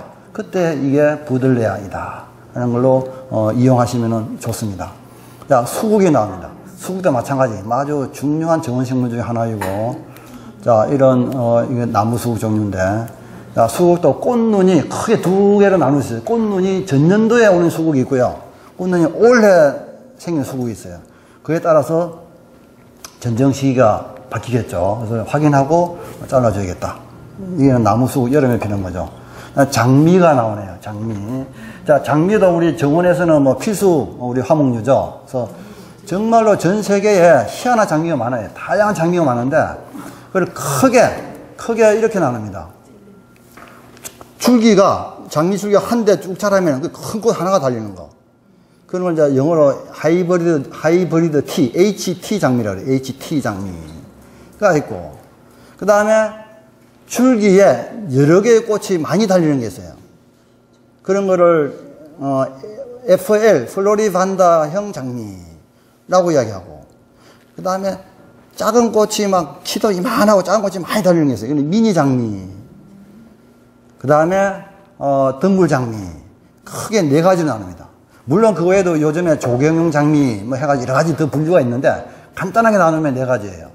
그래서 HT냐, FL이냐, 또는 미니냐, 덩굴이냐. 근데 하여튼 주로 여기서 설명드리는 거는 HT 또는 FL 장미의 전정 방법입니다. 근데 한번 보세요. 자, 장미는 무궁화와 같이 개화양시 사다. 저 꽃눈이 전년도에 생기는 게 아니고 올해 생깁니다. 자, 그렇기 때문에 봄인데 이른 봄이에요. 근데 그게 하나 더 붙여야 돼요. 싹이 나오기 전에. 이른 봄, 싹이 나오기 전에 굵은 가지만 남기고 강하게 잘라준다. 라는 게 이 정원 장미의 전정법입니다. 자, 이른 봄에 싹이 나오기 전에 굵은 가지만 남기고 강하게 잘라준다. 아까 설명을 드렸죠. 왜 그러냐? 짧게. 근데 이거는 나무 모양을 봐가면서 결정합니다. 길이는 어쨌든. 아까 설명드린 대로 이렇게 해야 여기서 굵은 새싹이 쭉 뻗어져요. 그냥 놔두면 맨 끝에서 가는 새싹이 조금밖에 안 나와요. 그러면 꽃이 작아지고 많이 안 달리게 되겠죠. 그래서 어쨌든 얘는 오래 꽃눈이 생기니까 굵은 새싹을 받기 위해서 강하게 자란다. 그래서 이런 모양인데 다음 그림 보시죠. 이거를 이렇게 잘라버립니다. 가위 첨차하면 겁이 나서 마음이 약해가지고 못 자릅니다. 그렇겠죠. 실제로 이렇게 잘라버립니다. 자, 물론 일부 좀 약한 가지가 남아있긴 하네. 남아있는데 어쨌든 굵은 가지는 남아요. 그래야 여기서 굵은 싹이 쭉 이런 데서 뻗어지는 거예요. 이런 게. 굵은 싹이. 이거 보세요. 싹두기잖아요. 근데 무조건 싹두기 아니고 나무 수행을 봐야 돼요. 수행을 봐서 어쨌든 높이는 결정해야 됩니다. 자, 강하게 해서 굵은 새싹을 받는다. 이거 보세요. 물론 꼼꼼히는 안 했네요. 말라 죽은 이런 거 없애줘야 되는데. 말라 죽은 거, 서로 막 복잡하게 겹치는 거, 나란히 자라는 거, 뭐, 안쪽으로 자라는 가지 등등은 없애거든요. 아마 지난 것에 배웠을 겁니다. 잘라 없애는 가지의 종류 해가지고, 자, 배웠는데 하여튼, 이렇게 굵은 것만 남기고 잘라줘야 돼요.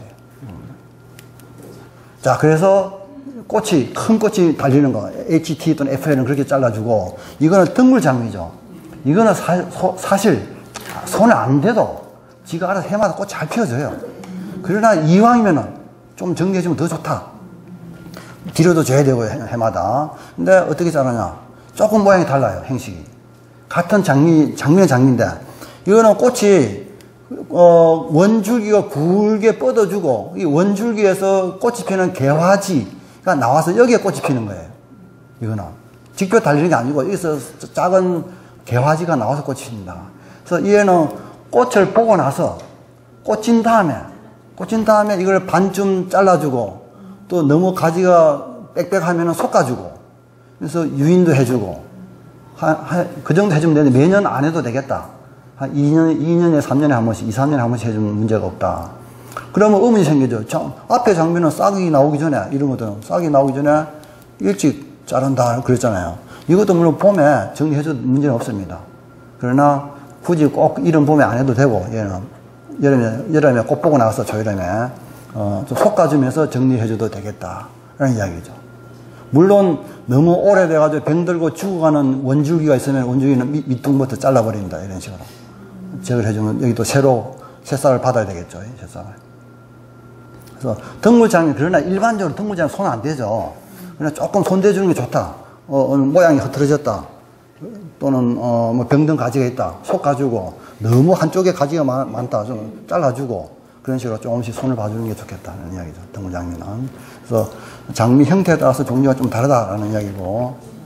자, 혹시 장미 질문 있을까요? 예. 덩굴장미는 예. 어떻게 유인을 어떻게 해야 돼요? 묶어주는 수밖에 없습니다. 끈으로 묶어줘. 칼라타이라고 그거 아세요? 묶는 재료가 있어요.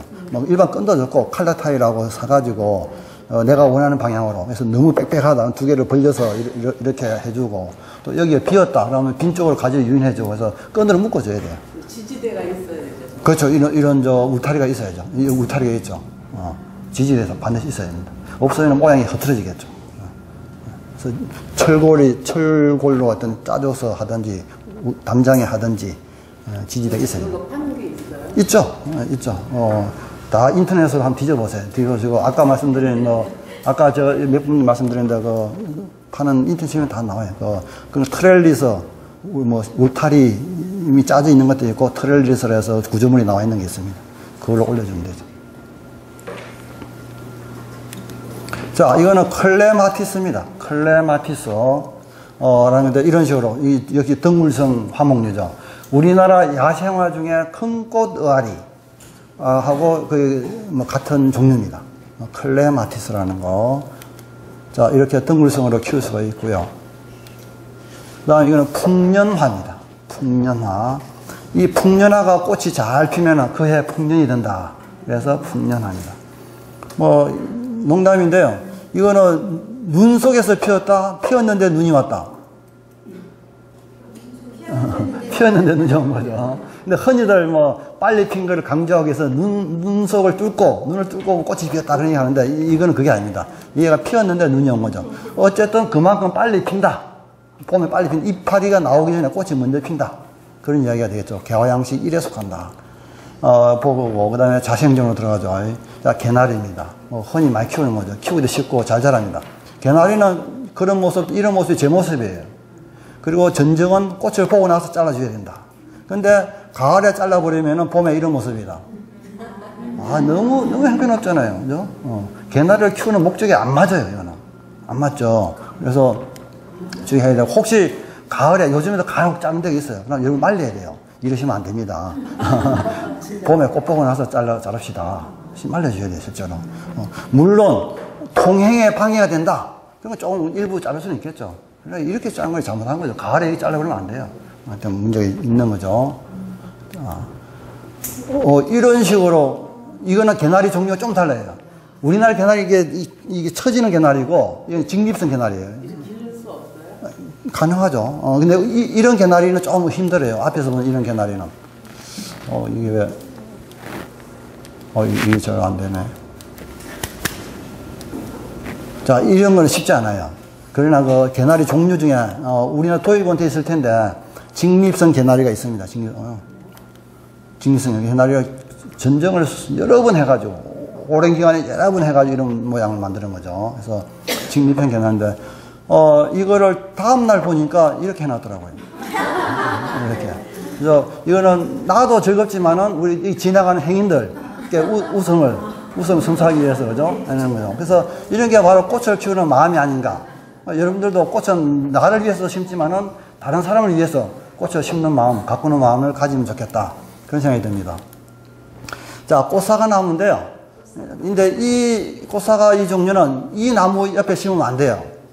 향나무입니다. 향나무. 왜냐하면은 여기에 치명적인 병, 즉 적성병, 붉은 별 무늬병이라고 그래요. 우리나라 말로 한자는 적성, 붉을 적자에다가 별성자, 적성병인데 그 포자들이 겨울에 여기서 살아요. 그래서 월동을 하고 봄 되면 다 일로 이사를 해버려요. 그럼 이게 완전히 초토화됩니다. 그래서 이 두 이는 서로 떨어져서 이사된다. 그래서 간혹 가다가 과수원, 이게 장미과는 다 그래요. 그래서 사과, 배 키우는 과수원하고 관상수 키우는 농장하고 싸움이 붙어요. 너네 때문에 우리의 피가 크다. 옮겨라. 안 돼. 우리가 먼저 관상수 농장을 먼저 시작했는데 너네가 과수원 뒤에 열었잖아. 그럼 이제 법원에서는 적당히 이제 화해를 시키겠죠. 화해시켜서 뭐 예를 들면 3, 7 한다든지 뭐 그런 게 뭔가 있겠죠. 있는데 하여튼 둘이는 서로 같이 있으면 안 되겠다. 자, 낙상홍입니다. 낙상홍. 겨울에 새, 조류를 유인하는 식물로 최고의 식물 중 하나입니다. 여기 새들이 뭐 들있는 거 보이세요? 이거 보세요. 이렇게 새들이. 직박뿌리죠, 아마도. 이런 새들이 많이 옵니다. 열매 먹으러. 그래서 열매도 보기 좋고, 그 다음에 새들도 많이 찾아오고 하는 식물로 낙상홍 이용할 수 있겠습니다. 자, 능소하죠. 역시 덩물성 하목류. 정원이 있다면은, 꼭 심고 싶은 나무 중에 하나. 인데 이것도 잘못된 상식 중에 하나가 꽃가루가 눈에 들어가면 실명한다. 그거는 그럴 리가 없다. 안 그렇다. 라는 이야기죠. 그래서, 산림청, 국립중앙수목원에서 다 실험을 해봤어요. 해보니까 꽃가루 해미경을 보고 하니까 전혀 문제 없어요. 이게 갈고리도 없어요. 흔히 소문이 갈고리가 있어가지고 눈에 들어가면 눈을 이게 갈켜가지고, 햇빛이 안 좋다 그러는데, 관계없다라는 거고, 아마도, 와전된 건데, 옛날에 이게 다른 이름이 양반화예요. 양반 집에만 심어야 된다. 일반 상민 집에는 심으면 안 돼. 그래서 잡혀가서 볼기도 맞아요. 감히 일반 상민이 이런 꽃을 심어. 그럴 때 아마 소문이 잘못 나왔지 않았나. 너네는 심지 마. 헛소문을 퍼뜨리는 거죠. 그런 의미로. 전혀 문제가 없다는 거. 그래서 심어도, 이 주택가에 다 심거든요. 문제 없고. 자, 떼죽나무입니다. 떼죽나무. 저는 개인적으로 이거 추천하고 싶어요. 떼죽나무. 정말로 좋은 우리나라 토종 식물이고, 꽃도 좋고 열매도 보기 좋은 식물인데, 뭐, 독이라기보다는 왜 떼죽이냐 하면요, 이 푼열매하고 풋잎, 이런 걸 찧어가지고, 물에다 풀면 물고기가 기절해가지고 둥둥 떠요. 때로 죽어서 나와요. 그래서 떼죽나무예요. 때로 죽는다. 정말요? 진짜 그렇게 해석을 하는 거예요. 물고기가 죽는 거 아니라 기절합니다. 물고기가. 기절해요. 근데 그거 먹어도 전혀 문제 없어요. 시골에서, 지금도 시골에서 물고기 잡을 때, 수렵, 철렵할 때 이거 빻아가지고 물에 풀어서 실제로 고기 잡고 합니다. 실제로. 그래서 이름이 떼죽나무예요. 근데, 물론 그거 말고 다르게 해석할 수도 있지만은, 생략하고. 하여튼, 꽃 너무 이쁩니다. 꽃 필 때. 향기도 은은하고, 열매도 참 보기 좋고요. 그래서, 우리 정원수로서, 제가 그 밴쿠버 시내를 보니까 가로수로도 심더라고요. 키가 아주 크진 않고, 이게 이제 교목은 아니고, 반교목 정도로 보면 되거든요. 되는데. 자, 이렇게 보시면 얼마나 멋있는지. 이것도 한번 불 끄고 한번 봐볼까요? 이게 근데 안타깝게도 우리 식물원에 있는 나무인데 죽었어요. 해가 들어오네. 화사하죠. 멋있죠. 자, 그래서, 떼죽나무, 매화나무, 더 강조할 필요가 없죠. 아주 중요한 우리 정원 식물이고, 도산수원이고요. 홍쌍리 여사. 자, 모란입니다. 모란, 작약, 둘이 비슷하죠. 작약은 풀이고, 나무. 참고로, 우리 화토 칠 때 육무란이 이겁니다. 이거죠. 자, 모란이고. 그 다음에 무궁화가 나오네요. 무궁화. 자, 오늘 또 여러분들 강의 끝나고 나중에 시간이 지나더라도 무궁화, 이거는 꼭 기억하면 좋겠다. 우리나라 국화라서 심고 가꿔야 되는 게 아니고, 여름철 화목류로서, 여름철 꽃나무로서 정말 키울 가치가 있는 식물이다. 라는 관점에서 꼭 제대로 관리하면서 키워보시면 좋겠다. 근데, 뒤에 내용이 나오지만, 이건 한 3가지를 말씀드릴게요. 무궁화를 심을 때, 첫째, 품종을 골라서 심자. 꽃이 아름다운 거. 자, 인터넷 뒤져가지고, 품종 사진 뒤져서, 그냥 무궁화 주세요가 아니고, 무궁화 중에 나는 화랑이 좋다. 설악이 참 예뻐. 나는 아사달이 좋아. 그래서 꽃을 보고 고르는 거예요. 나 이걸 키워야지. 그래서 꽃이 좋은 걸 골라라. 그런 거고. 두 번째는 기본적인 양지 바른 곳에 심어라. 햇빛이 잘 드는 곳에 심어야 된다. 그늘은 절대 안 돼요. 그 다음에 개인적으로는 굴락으로 심지 말고 독립수로 심어라. 하나씩 띄엄띄엄. 물론 한 두 그루만 심으면 되지만은 모아가 심지 말고 그래 햇빛을 잘 받아야 되거든요. 그래서 이거 심고 그 다음에가 뒤에 나오면 전정, 봄에 잘라줘야 돼요. 봄에 반드시 싹이 나오고, 지금 조금 늦었거나 지금 해주면 좋은데, 잘라준다. 전정을 해준다. 그 다음에 비료도 주는데, 비료보다는 더 중요한 게 여러분들이 제일 싫어하는 이유, 뭐가 많이 끼어요? 진딧물이 문제인데, 그건 방제를 해. 진딧물 한 두 번 정도, 1, 2회 정도 방제 해줘야 돼. 근데 어느 꽃나무 치고 장미 비교해볼까요? 그걸 관리 안 해봐요. 더 엉망이 되어버린다. 병도 오히려 무화보다 더 많이 오기도 해요. 따라서 관리를 해줘야 된다. 무화도 마찬가지. 그러면은 정말로 그 더운 여름철에 아침마다 새로운 꽃을, 왜냐하면 무화는 꽃의 수명이 하루예요. 아침에 피어서 저녁에 져버려요. 피는 게 매일 새로 피는 거예요, 아침마다. 그거를 한 나무에서 뭐 60송이, 100송이 계속 피워주는 거예요. 이렇게 멋있는 꽃나무가 없어요, 우리 주변에. 드물어요. 그렇기 때문에 꽃나무로서 우리 키울 가치가 있다. 라는 관점에서 여러분 꼭 한번 기회가 있으면 개인 정원이든 동네 공원이든 잘 심고 잘 갖고 보면 좋겠다라는 건데. 자, 이 무화 멋있게 피었죠. 자, 루시라는 품종이고, 자, 설악이라는 품종인데, 이렇게 보면 잘라줍니다. 굵은 거 남기고 다 잘라버렸어요. 전정을 잎이 나오기 전에. 일반적으로 생몰 전에 해주면 더 좋습니다. 이것도 잘라줬죠. 이건 1차 전정, 다른 말로 자름 전정은 했습니다. 2차로 속금 전정을 안 했네요. 2차로 솎아주고 해서 더 굵은 거 남겨. 약한 건 다 가운데 있는 걸 다 솎아주고 하는 게 좋습니다. 그러나 이것만 한 것도 잘한 거예요. 그래서 굵은 가지만 남기고 약한 가지는 잘라준다. 그 다음에 솎아준다. 솎아줄 때는 나란히 자라는 거, 병등가지 안으로 자라는 거, 아래로 자라는 거, 교차지 등등 그런 걸 없애버리죠. 솎아줍니다. 해서 이런 모습, 솎아준다. 그래야 굵은 데서 굵은 싹이 쭉 뻗어준다. 라는 거죠. 자, 이렇게. 자, 지금이라도 혹시 주변에 있으면 잘라줘야 돼요. 지금 싹이 막 나오려고 할 거예요. 지금. 자, 이거 자세히 보면 이래요. 이런 식으로 굵은 데만 남겨 다 잘라줍니다. 솎아주고 하는 게 좋겠다. 그런 거죠. 자, 그러면서 순수가 좀 바뀌었는데, 품종. 봐보세요. 배달 멋있잖아요? 이런 거. 자, 보시면은, 실제로 이것도 참 예쁘고, 이거는 애국가 나올 때, 동해물과 백두산 애국가 나오는 게 이거예요. 새아침은 이건데, 주로 두 개를 쓰거든요. 애국가 찍을 때, 노래 찍을 때, 이 두 개 썼는데, 신태양이 있고, 파랑새라는 것도 있고요. 옥토끼 귀엽잖아요? 꽃 모양이. 저는 개인적으로 이게 아사달이에요, 아사달. 아사달, 이게 제일 예쁘더라고요. 실물 보면, 이 사진이라도 실물 보면 훨씬 예쁩니다. 좋아요, 아사달. 괜찮아요. 자, 그러면서 이런 홍아랑. 또, 이거 봐보세요. 무화꽃을 보는 방법 중 하나가 이건 이제 하늘 단심인데, 가운데 빨간 게 이게 단심이에요. 단심인데, 이런 단심이 뻗치죠. 이런 거면 단심이 뻗치잖아요. 뻗치는데 얘는 딱 모여있죠. 이거하고 달라요. 그래서 이건 하늘이고 이건 하늘 단심인데, 이런 식으로도 꽃의 차이가 나는 거예요. 어쨌든, 여러분이 보셔가지고 나는 참 홍순이 좋은 것 같아. 나는 아랑이 좋은 것 같아. 그래서 품종을 골라서 심자. 라는 이야기죠. 우리나라에 약 한 200여 품종이 있어요. 많아요. 물론 비슷비슷한 것도 있지만은, 일단 등록된 건 한 200품종이 있어요. 그 중에서 아름다운 무궁화 22 해서 해놓은 게 이겁니다. 물론 최근에 11개로 또 줄이는 것도 있는 아름다운 무궁화 22. 치면 딱 나와요. 아름다운 무궁화 22. 인터넷 치면 이 사진이 나옵니다. 이 사진, 인터넷에. 그래서 골라서 심어야 되겠다. 심고 나서는 전정, 그 다음에 진딧물, 비료, 관리는 좀 해줘야 되겠다.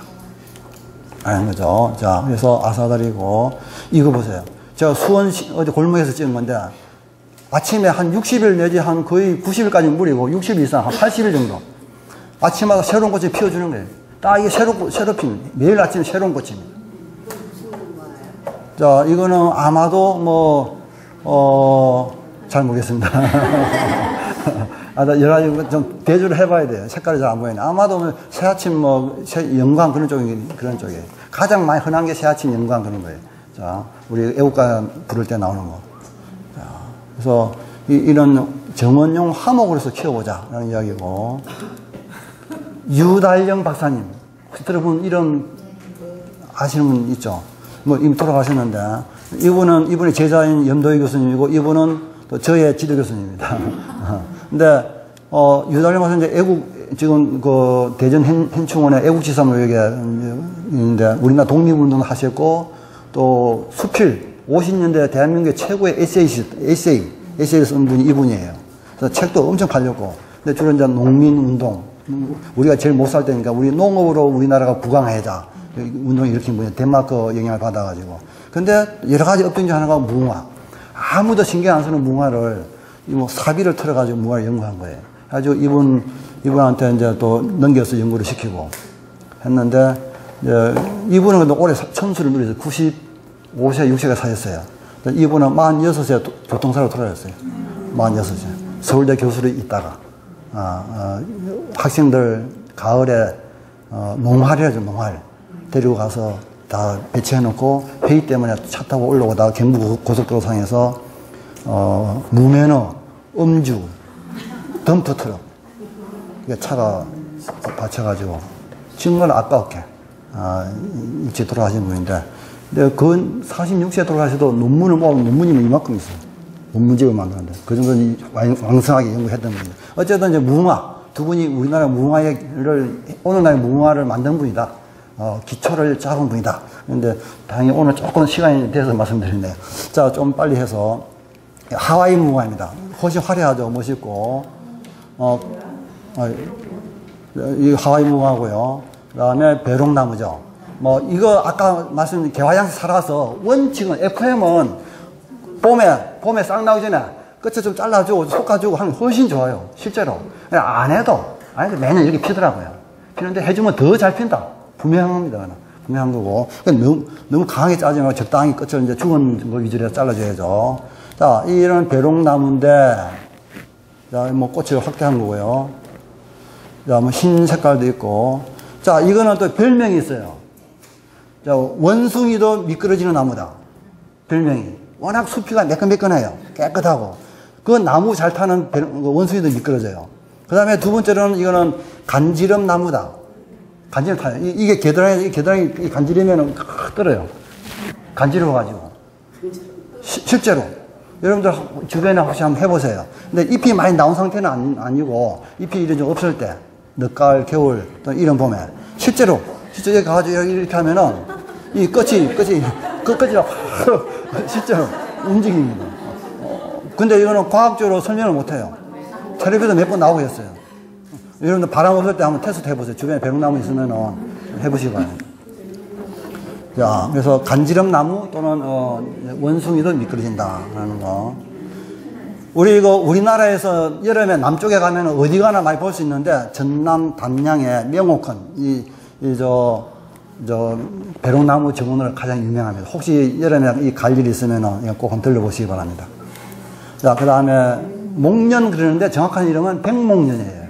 백목련. 근데 뭐, 이 정도 보고 넘어가시죠. 백목련 멋지게 피었고. 자, 이거는 불두화. 부처님 머리라는 뜻이에요. 부처님 머리, 불두. 근데 뭐, 그거와 관계없이 정원수로 아주 좋습니다. 정원용 화목류로서. 이게 어디나 심을 수 있겠죠. 자, 불두하고. 그 다음에 산수국입니다.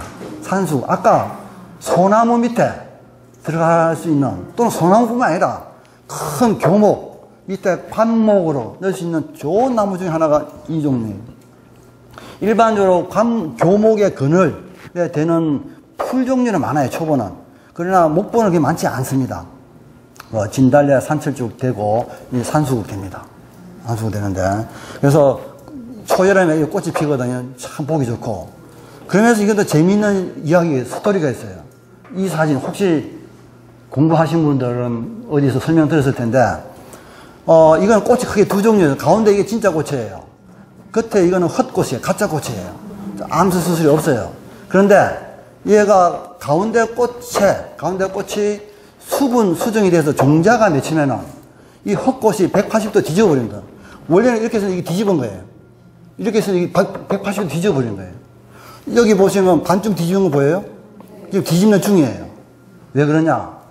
나는 이미 종자가 다 맺혔으니까 벌나비에 오지 마. 더 올 필요가 없어. 라는 신호를 보내는 거예요. 실제로.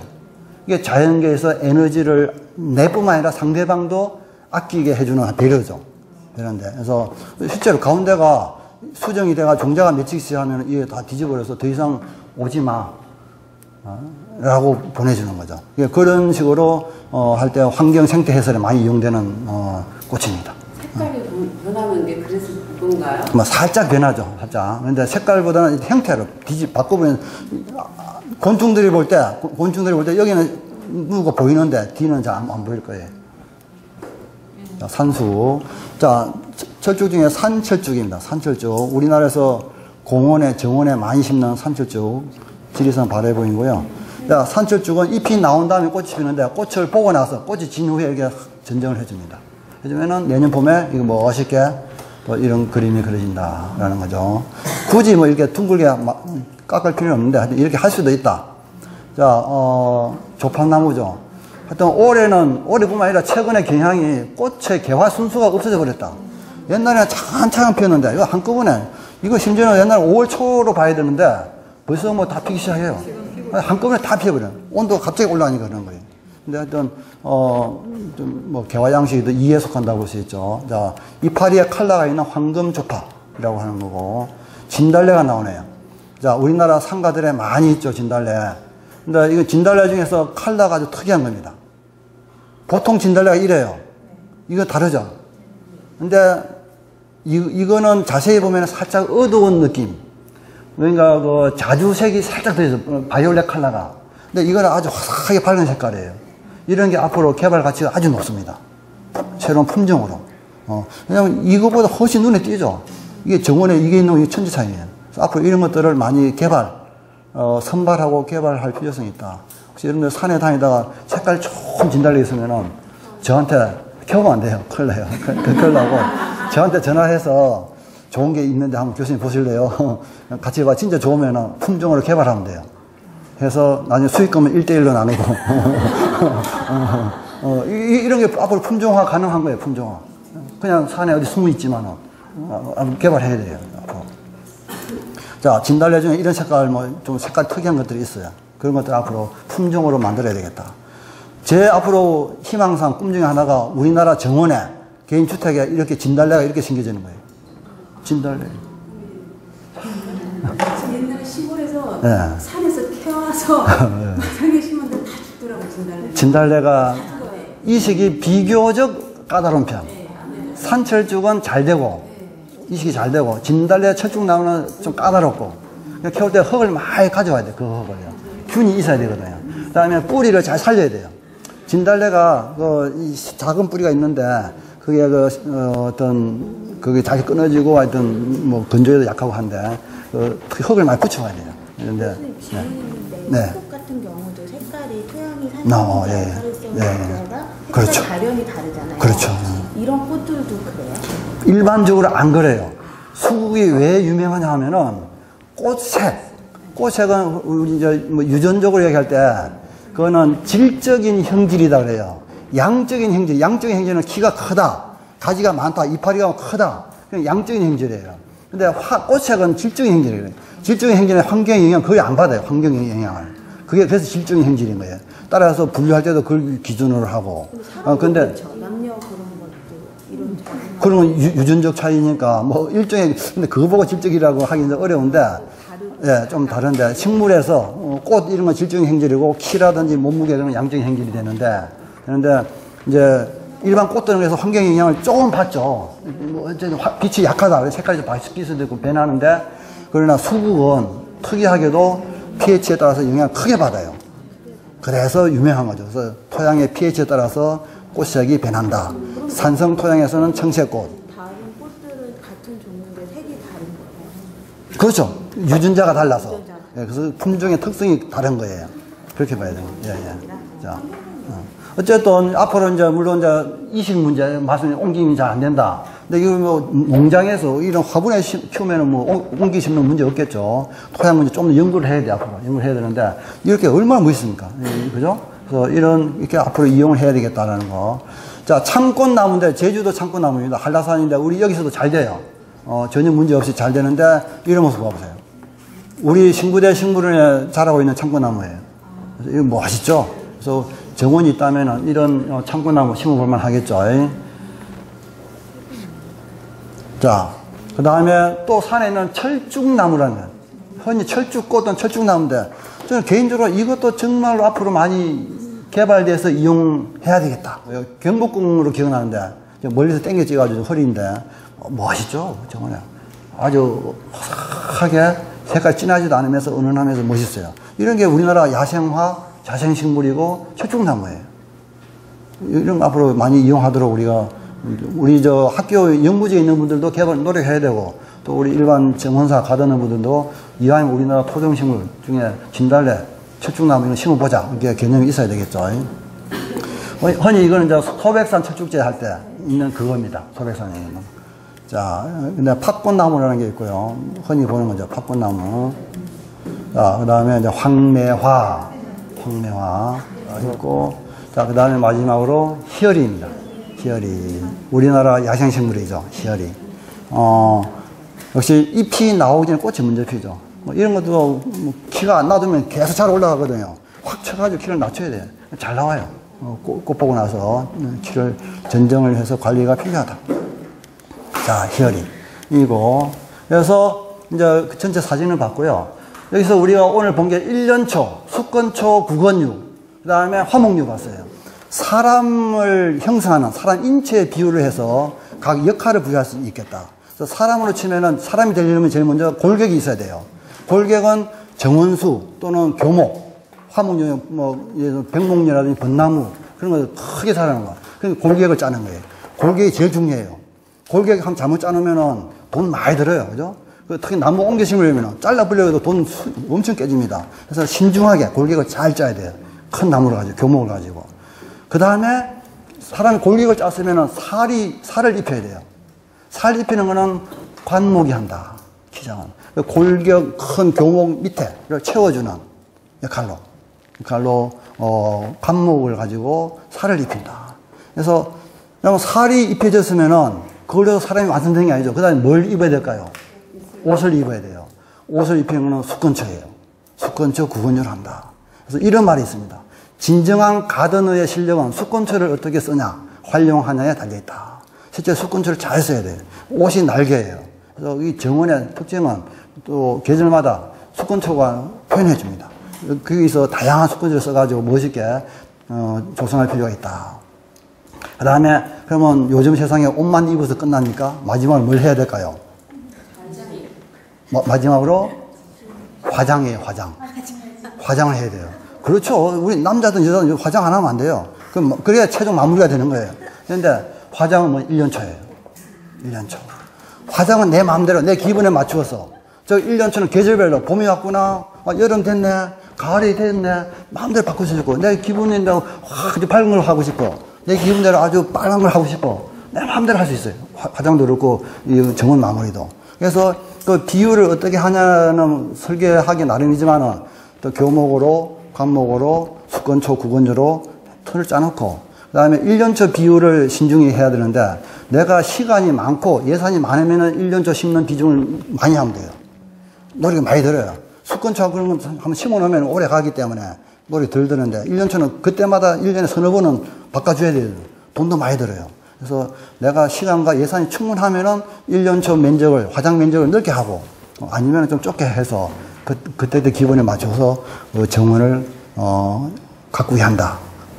꾸려 나간다로 보시면 되거든요. 그런 관점에서 여러분들이 한번 접근해보는 것도 괜찮겠다, 참고가 되겠다 라는 말씀드리고, 이게 하나의 예인데, 우리나라는 아니고 이제 캐나다 밴쿠버에서 우연히 찍은 건데요.